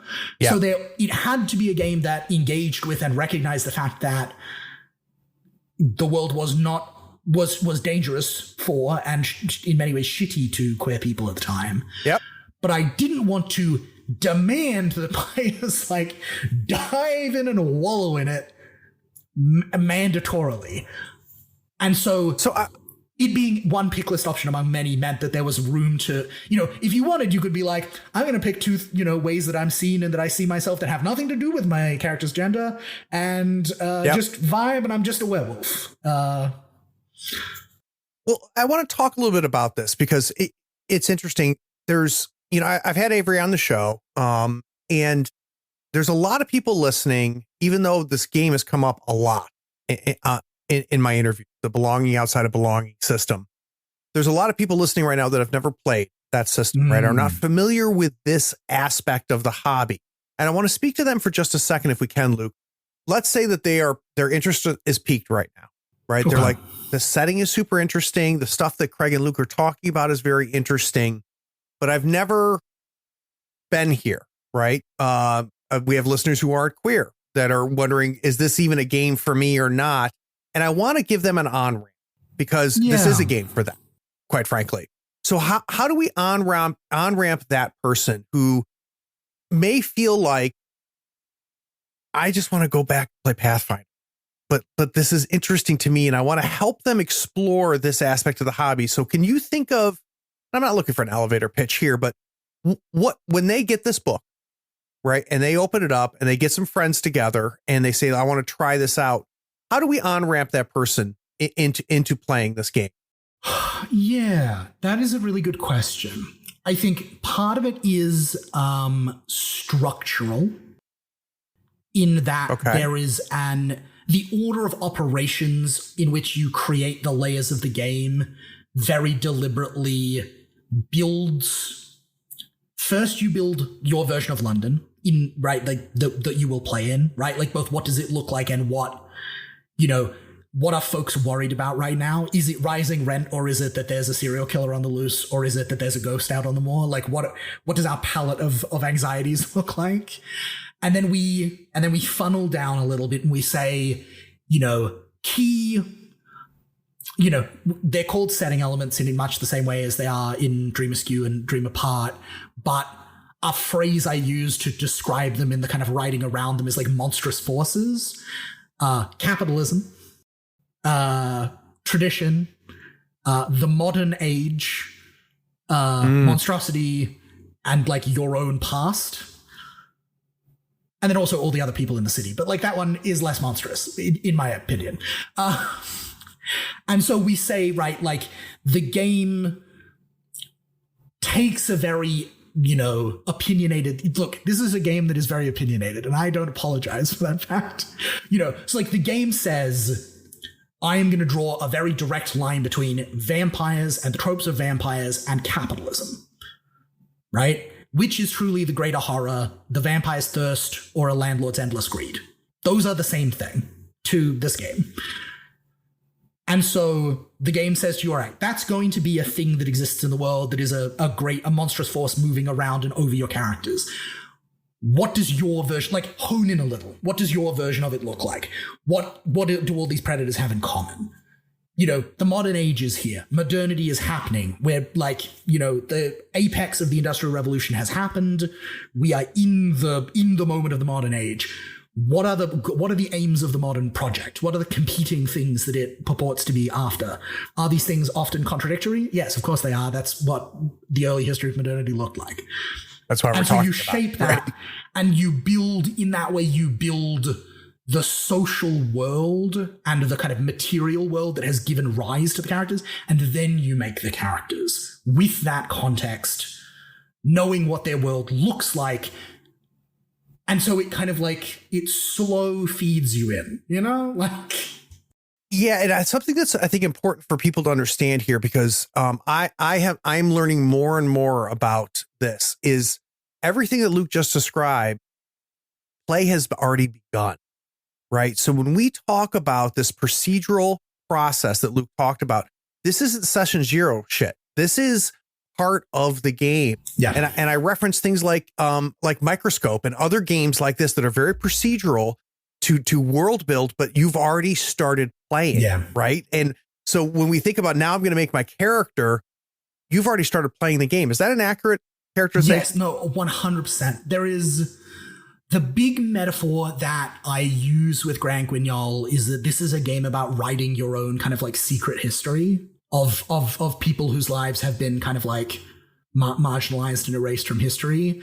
And like, you know, if I were to go out and write a history book right now, you know, I don't start writing the history book when I start writing the first chapter. The research process is also writing the book. And so in that way, you know, as you write your queer history of London and of these characters, yeah, you're building the world around them is part of play. Even like there is a passage in the book called Our Secret History in which I attempt to like sketch out a picture of London in the moment, right? The good, the bad, and the kind of queer and the overlooked. And like, to my mind, the reading of that and the kind of evocation of that is also part of the act of play and is like a really crucial moment of everyone's kind of imaginations becoming engaged. But yeah, and there is like, I would say, because creating characters in any belonging outside belonging game is by instruction and by design. Like, yes, at the end of the day, you have the ultimate say over which pick list options you do and don't choose. Like, this is not me saying that we're all, you know, it's like a totally anarchist game. Right. It's just a mostly anarchist game.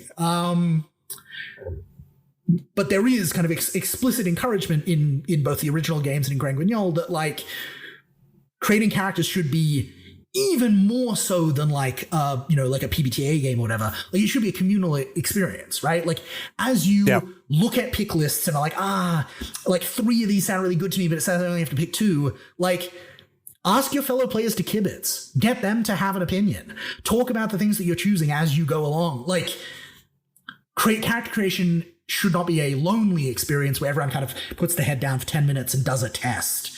It should be a conversation and a kind of collaboration. And in that way, yeah, very literally, it is already, you are playing, because you then bleed very naturally, right? Like, one of the modes of play in a belonging outside belonging game is idle dreaming, which is just that conversation continuing about what things you're curious about, what our characters might do, what do we think is an interesting thing to happen next. And I think another thing the game does as far as on-ramping goes is, I know some people can experience a bit of a disconnect where we go from the very structured, you know, kind of like setting elements and character, you know, ask us to make choices from lists. And then we are asked to answer questions that are open-ended, right? We do our relationship stuff, where instead of saying to you, Craig, pick one of 3, I ask you, Craig, why does my character make your character's skin crawl? And you just have to figure out the answer to that question. It's kind of open-ended. But going from that kind of open-ended to just like, and now we have to talk together and figure out what the first scene is going to be, can be a bit of a culture shock, right? Like, there's a bit of a missing on-ramp there. And look, a lot of the time, momentum's going to carry you. Good play practice is going to carry you. Comfort with the people at the table is going to carry you. But for tables where that isn't the case, for instances where we're all a bit tired this week, for instances where, you know, it's been, you know, it's like session 4 and it's been 3 weeks since we last played and everyone kind of starting to forget a little bit what's going on. There's a piece of tech in Grand Guignol specifically to kind of like to be that ramp, which are the occasions, which what are those? I know you've had Meg and Vincent on the show. Did you guys get a chance to talk about Firebrands and The King is Dead? You know what? It's familiar, but I don't remember. So, let's assume we didn't. These are brilliant games by the Bakers. A bunch of games have then been built, you know, on this lo and behold, the bakers made a really brilliant engine, and a bunch of people then proceeded to breaking news. Well, who could guess? They're kind of like, and I know Vincent and Meg have gestured a lot back at like Victorian era party games. They're like collections of party games. Okay. So like The King is Dead is a game about, fantasy political intrigue a la Game of Thrones. The king is dead, right? Houses are vying. Who's going to become, the next king? And it consists of a series of mini games. There's a mini game for having a duel. There's a mini game for having a meal. There's a mini game for stealing time together with a partner who you shouldn't be stealing time with. There's a mini game for, having a war, etc. And you basically go around the table and each person, chooses a mini game, and the mini game tells you how to begin it, how to conduct it, what the players who aren't playing it but are just the audience, like what their role is, and how to kind of resolve it at the time when it's ended. And so I borrowed a bunch of that architecture and wrote a bunch of these kind of quintessential Victorian occasions. There's one for going to a fancy party. There's one for holding a seance. There's one for being alone in your bedroom at night or in a confessional booth, and a monster is suddenly in the shadows, kind of threateningly making conversation with you, and you're not really sure what's going on. One of my favorite Gothic beats. Yeah. There's one for like, we've got a problem. Let's have a council of war about it. There's one for it doing an investigation scene. And the point of these is basically to make it, when you lose momentum or you lose certainty and the idle dreaming starts to become no longer productively meandering, but just aimlessly wheel spinning, which can happen. It gives you an option then and a fallback tool, which is great. We go to a list of 8 occasions and we pick one and we just do it because we think it sounds cool. And they're all written and designed in such fashion that hopefully they will inject a bunch of fresh momentum and interesting things and consequences back into the conversation, so that either they will lead you straight on into a scene, or even if they don't, they will kind of like give the engine a kick so that the idle dreaming goes back to being kind of productive and taking you actively forward. Oh, that's really cool. So the last thing before we move on, I want to talk about you participating in the game, seeing the game played, being an observer to play testing. I want to talk and hear about a moment of surprise. So you create this game, you've written it out, you've handed it over to a table, whether you were at the table or not, doesn't matter to me. When has the people playing the game surprised you? Was there any moments you saw that you never saw coming, or playtest reports that you're like, oh, wow, I never would have thought it went this way? The other aspect of that is you're watching this game playtested. You're facilitating the game, and you see the nodes connect, right? Things that you wrote down, pieces you put together. You saw somebody else build the Lego box. That when you spilled the Legos out on the table, you saw them build it. Where are moments where you sat back and went, this game's ready? I think this game is where it needs to be. Is there moments that we can talk about at the table where that happened? Yeah, and I think it ties into this kind of like the ways in which this is kind of technically a second edition.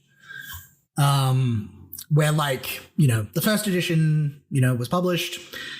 I start working on a second edition. Eventually I start talking with my now publisher. I commit to the idea that yes, I'm going to do this. And a lot is different in the game. Every playbook has been heavily revised to lean even further into the queerness. That's what my design process looks like for this game. How can I make this queer? How can I make it queerer? How can I make it sharper? How can I make it stab you and hurt you more? Or pull at your heartstrings more? There's a brand new playbook now that I had the idea of in the first edition, but the draft of it I wasn't comfortable with. I didn't feel happy about it or good about it, and so I just put it back on the shelf and I said I'll come back to that at some point. Yep. And And so, I write I wrote the, the bones of the revised edition. The first pass happened. The occasions came into existence. And I playtested it for the first time with some friends of mine. And we playtested our first occasion, which was the visitation, of course. And this was with a friend of mine who's a trans woman who was playing the Ward, which is a playbook about being kind of like a kind of sheltered and somewhat privileged character who has, dreams of joining the wider world and kind of longings that are currently repressed in the environment they're in. And she played her character as like a kind of closeted trans woman who was in a family situation where, they weren't able to get through that. And the visitation, which is meant to be this kind of like, mostly kind of like, ooh, it's ominous, it builds tension, it's spooky. It turned into that character like asking the spooky like ghost lady to kill her father and free her from that repressive environment. All right, whoa, hold on. So we're not going to relive the whole thing, but how did we get from A to B? That's super interesting. The journey that she took. Yeah, how do we get there from A to B? I mean, the key beat was right, like. We talked a lot about the setting element that's about kind of like tradition and folklore. It's the little bit of harvest that's in Grand Guignol. And so like, the creature that showed up was like the ghost of a witch that she like, had summoned to kind of like see if it could help her with its dilemmas. And like, I made the choice. I was just like, this is the ghost of a witch. This witch knows what's up. She's a witch. She's very clever. She is going to correctly like gender and, talk to and engage with this character in a way that's very gender affirming. And very like, and very maternal in that way. And like, honestly, that was the domino, right? Like the domino of this is the life I could be living if it weren't for my father, if it weren't for the prison that I'm in. Like that was the first domino. And then like, look, was this witch, did they have wholly good intentions? Of course they didn't. It's a visitation. It's a monster. That's not the point of the minigame. And so like, I was trying to lure this character into the darkness, but that was the first pebble of the avalanche that led to, at the end of the scene, the witch being like, I really hate your father. You see, he's a terrible man. He's very inconvenient for me. And all I need you to do is just give me permission. Just, you live in this house. You're the heir to this house. Mystically speaking, that's important. She didn't say that, but that was the subtext. All I need you to do is let me in. That's all you got to do. And it was just incredible. It was like a red hot. It was a lightning bolt. It was such a charged scene. It ruled. It was so cool. And that was the point at which I was like, the new edition is going to work. The choices I've made in the revision are starting to bear fruit. The new architecture is productive and functional and great. I think we then proceeded to then all have a party, which was great too. That was also fun. In that playtest. And then from there it was just stages of like shaving off another little layer, keeping the game from being the best version of itself. And like following that guiding star of like, we want to push towards that kind of play. Well, and we flippantly use the phrase, play to find out, but that's a perfect example of that, right? Of pushing the player via the character at that pressure point. A decision needs to be made. The decision is made, which will surprise everybody at the table, including the person who made the decision. And then exploring what's next, which is a beautiful part of the hobby. And it's those moments, even when you get people to talk about their session of D&D, they don't talk about critting on the monster and then I did 25 points of damage. They talk about those moments that you just talked about where the pressure's pushed and pushed and pushed and a landmark decision was made. And then we figured out what next before. Yeah, we talk a lot about how system matters, but I think a thing that is, this is not a novel observation. I don't think anyone will be, will be mind blown by this, but like ultimately the system that all games have in common is the hardware of the human imagination that they're being played on. And other human beings are fundamentally unknowable to us because they live in other skins. They live internal lives of their own. And so to me, the most magical thing about role-playing will always be the fact that another human being's decision-making is part of the engine and is... Like, everyone is always talking about, like, like dice, cards, randomization engines. Like, how does a diceless RPG still engaging? And I'm like, the most engaging part of any RPG from a randomness perspective is the, like, chunk of meat sitting between the ears of the person on the other side of the table from you.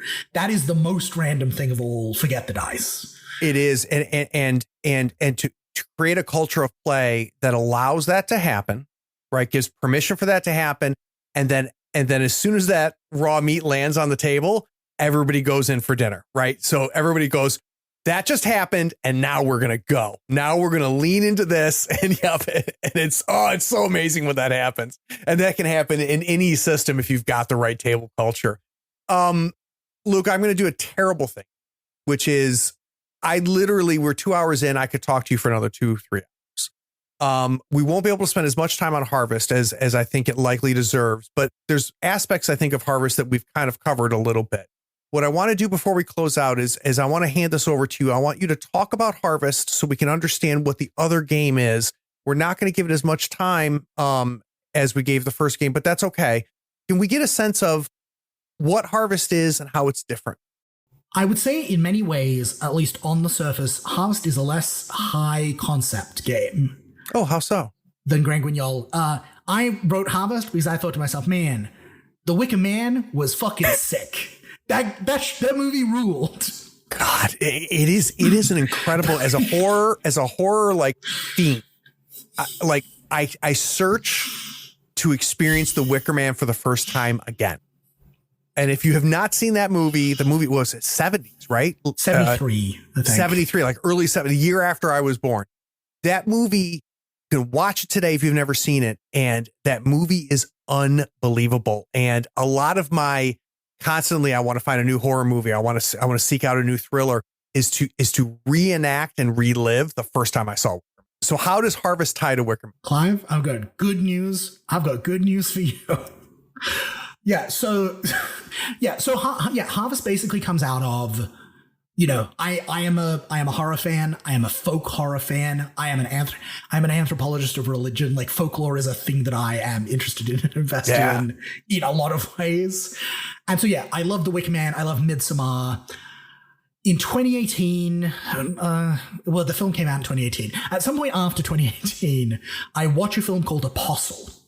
It is a Netflix film. It is a period folk horror film. So it's like folk horror, like, what if The Wicker Man was set in 1850? Got it. And it's like, it's not a perfect film, but it's a pretty cool film. I really enjoyed it. Mm-hmm. Michael Sheen is there, I recommend it. And I watched this film, and this film suddenly makes me realize two things. One of them is, because we are so in love with The Wicker Man, we forget that, right? Because there's a trilogy that is the foundation of folk horror, or British folk horror anyway. Mm-hmm. So The Wicker Man, it's Witchfinder General, and it's Blood on Satan's Claw. Witchfinder General.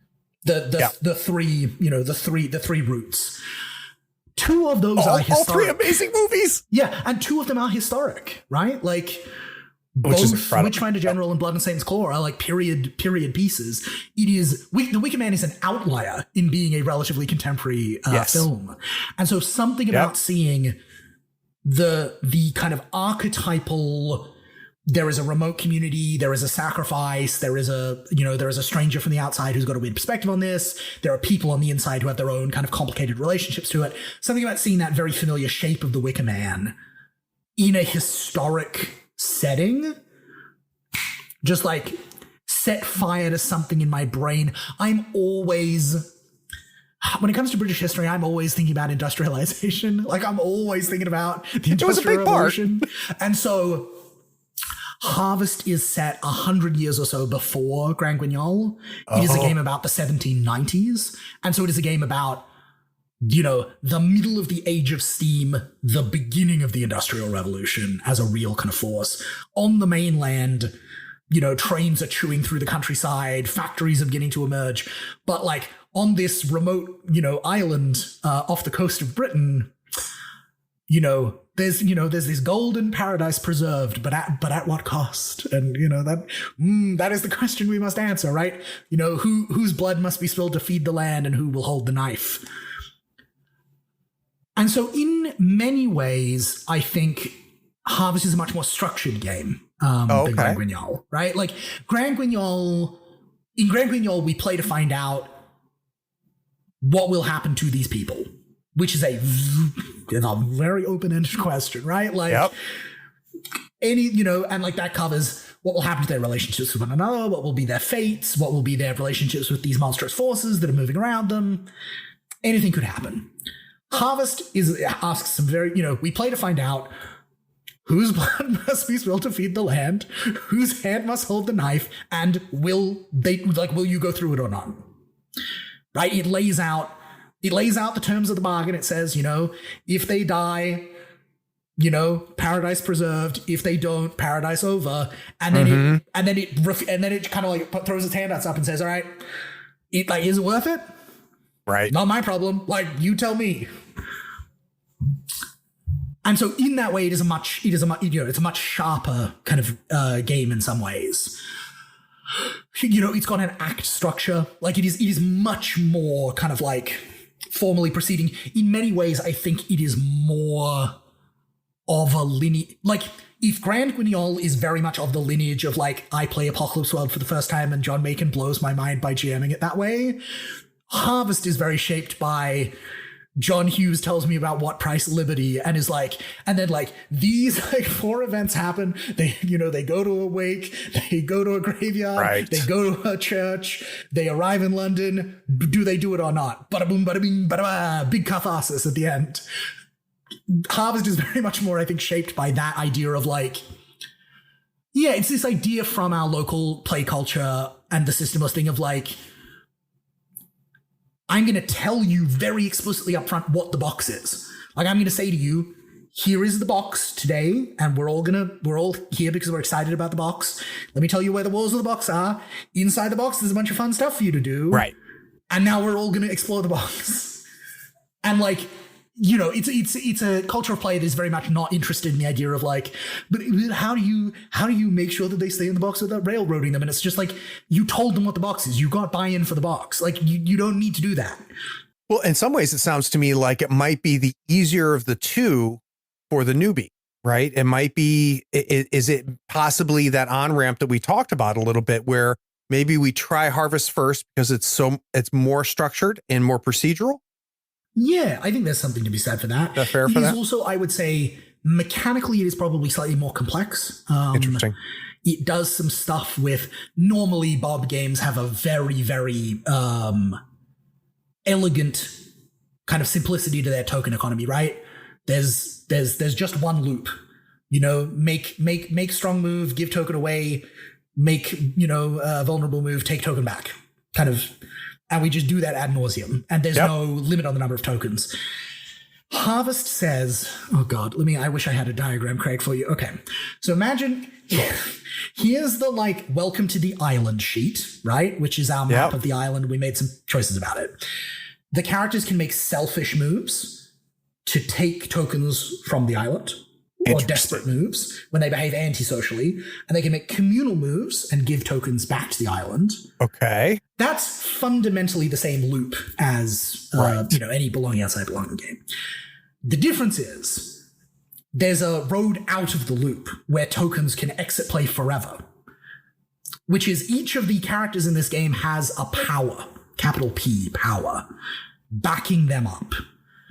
For all of the local characters, the characters who are from the island, the old name, the young blood, the dreamer, the wise one, and the homecomer, these are supernatural forces. These are sleeping dragons, or these are fairy queens, or these are traditions of witchcraft, or mermaids out in the bay.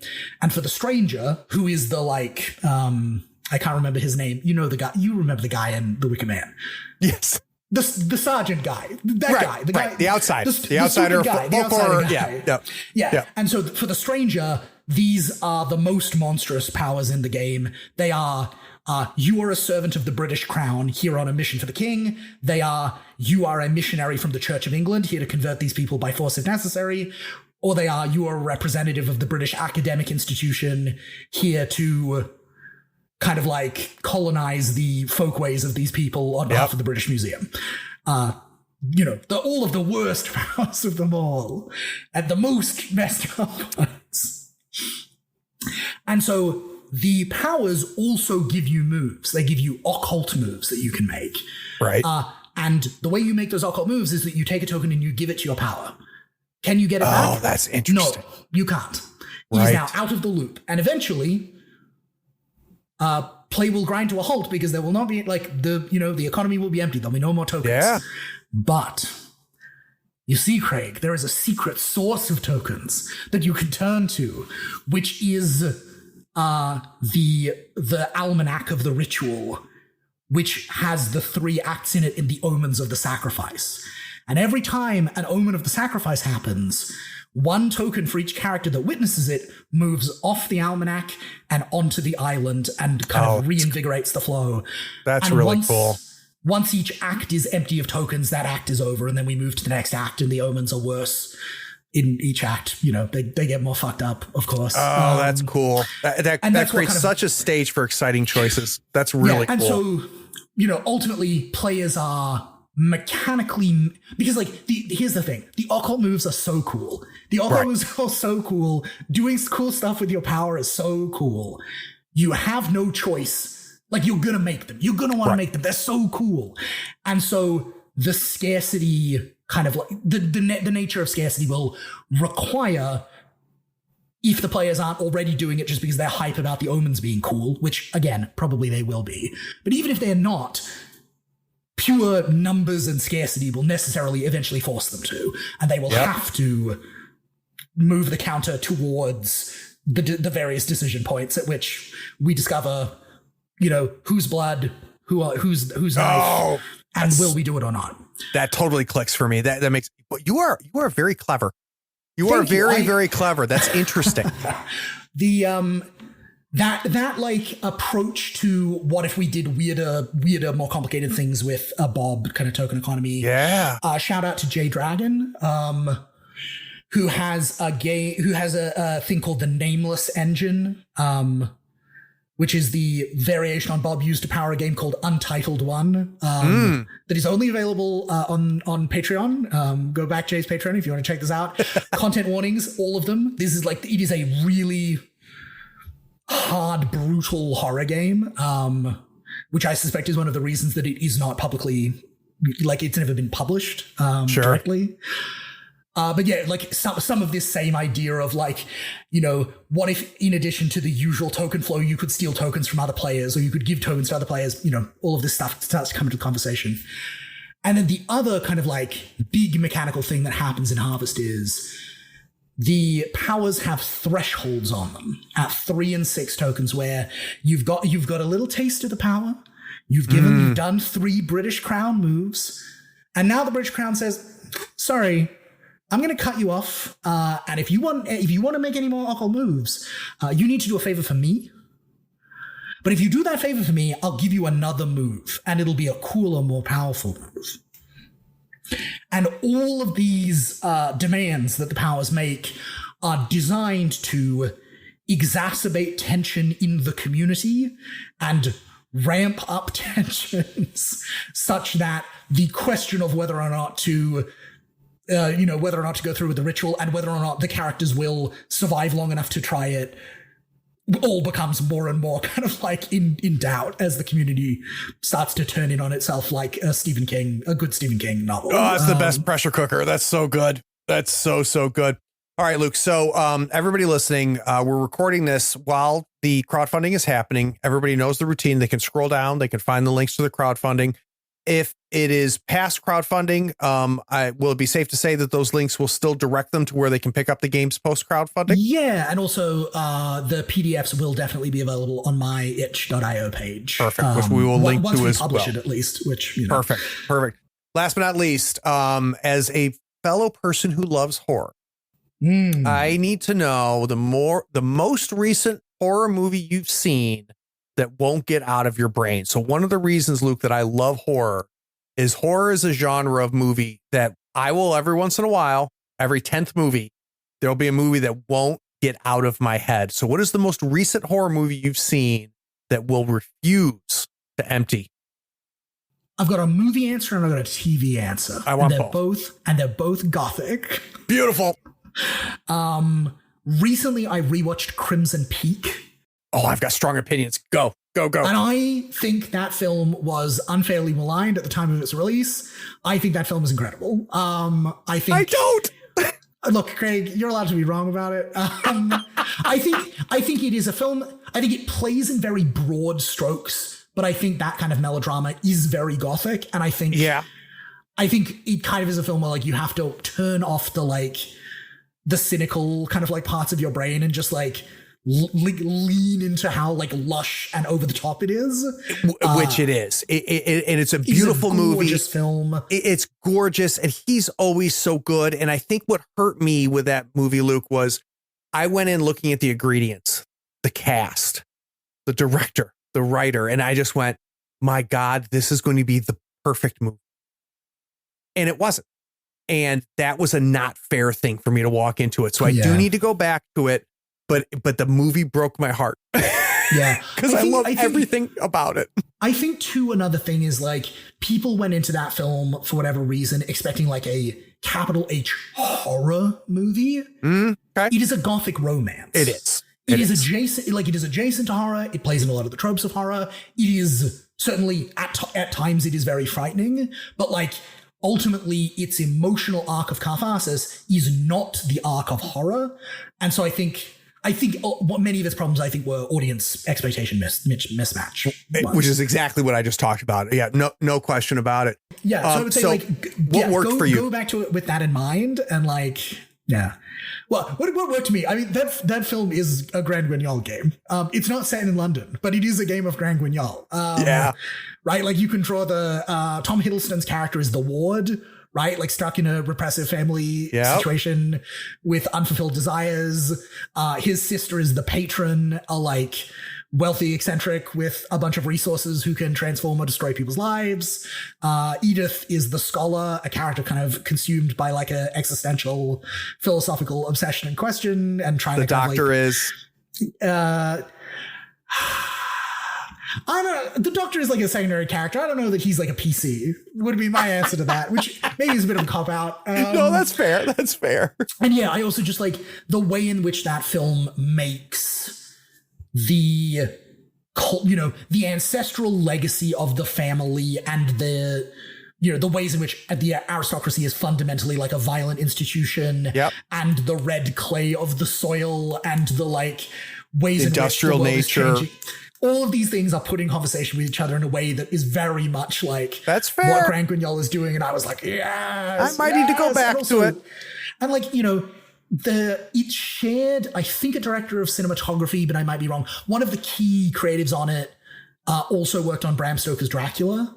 Okay. And said in interviews at the time, after Bram Stoker's Dracula, it was the film he'd worked on that used the most practical effects. Which, look, anytime you're doing practical effects in a horror film, I'm like, sign me up. Gorgeous film, great soundtrack, some really good performances. All right, I'm going to have to go back. You've convinced me. I'm going to give it there's something about the inevitability of it all that I actually think, and maybe it improves on a second watching, but like, you can totally see Like, all of it is, you can see all of it coming, and in some ways that makes it all the more gut-wrenching, watching it inevitably proceed, and knowing that there were so many ways for them all to have, like, escaped this horrible tangle of, like, fates. And yet... Yeah, and you're changing my memory of the movie now, because you're right. I'm gonna go back and watch it, because I don't think you're wrong. And I think expectations was the big problem.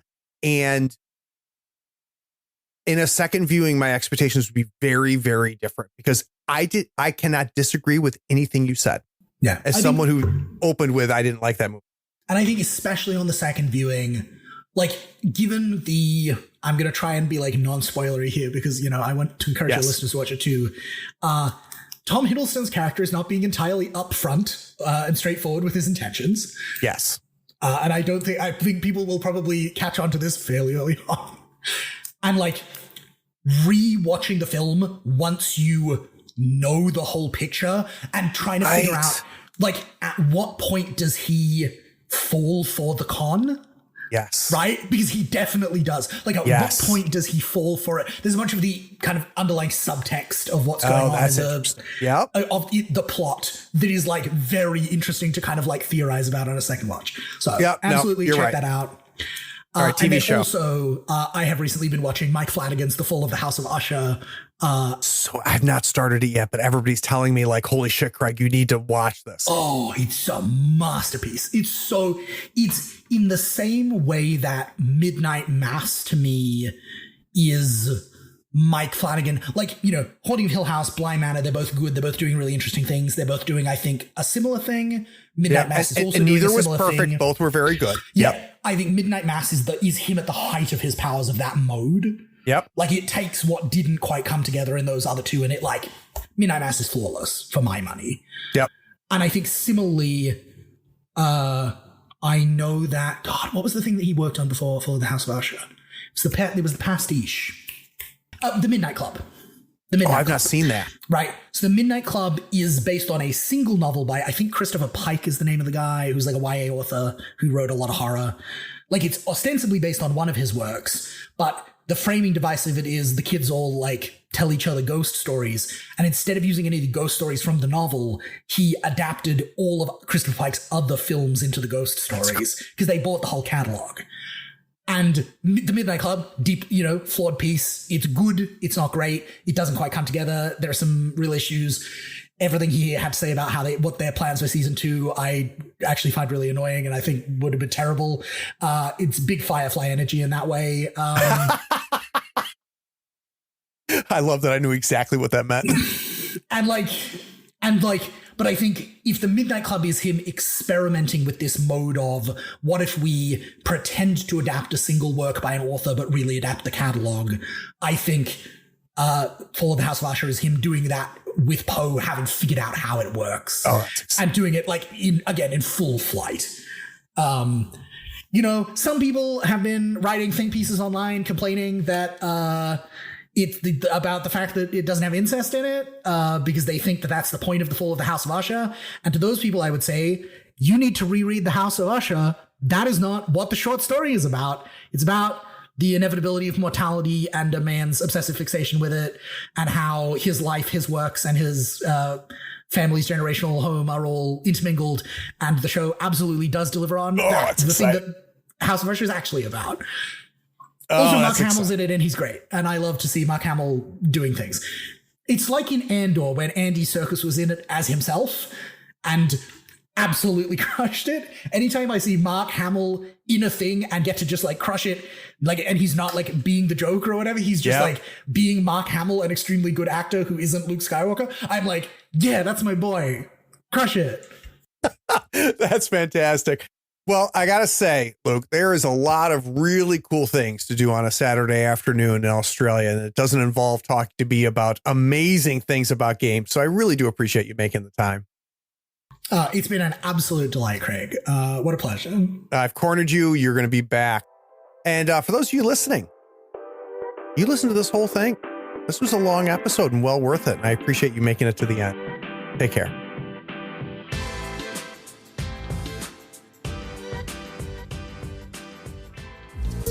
We hope episode, subscribe to Tabletop Talk and share it with your friends. Check out our content on YouTube and Twitch. Follow us on Twitter and Facebook and stay updated on everything coming from Third Floor.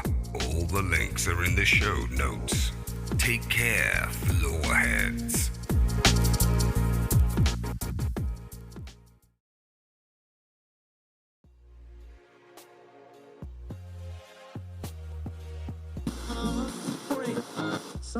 Oh, my friend, what a great episode. That was really a gift. I really appreciate it. It was like the filming process for these is just as delightful as I had imagined it would be based on listening to the interviews. Like, this truly was just like what a great chance to hang out, you know? Like, Oh, I'm glad. That's the feeling I go for. So I'm glad to hear it. All right. Last but not least, I've been running bumpers at the beginning of the episodes to introduce them. Does that interest you at all? yeah, I'd be happy to do it. I'm just like, what should I make mine be? Yeah. Keep it simple. Don't overthink it. The mic is yours. Right.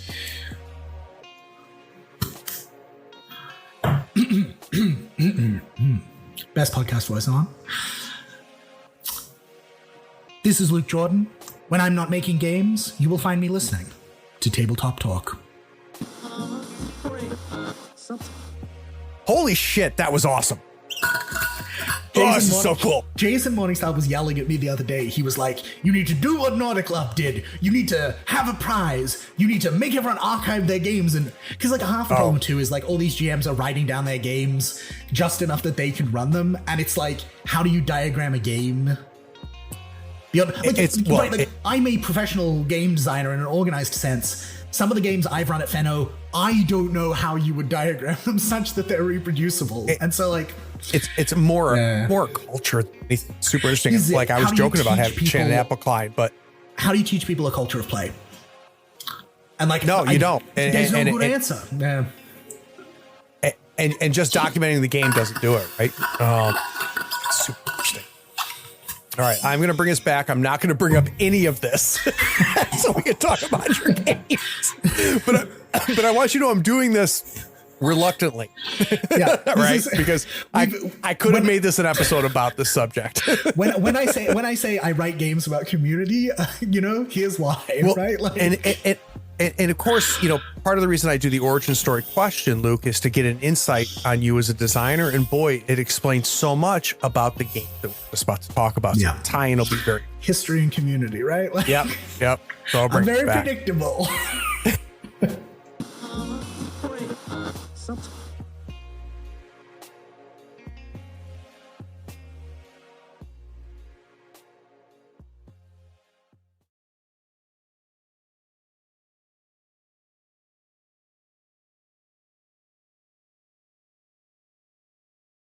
Oh, hey, are you still here? Wow. Well, the episode is over, but if you're bored, why not go to patreon.com and support the show for as little as $1 a month? Yeah, you can just scroll down and get the link. It's Patreon that makes this and all of our other content possible. Don't you want to join the other floorheads on the Patreon Discord? Anyway, thanks for sticking around. Take care. Bye.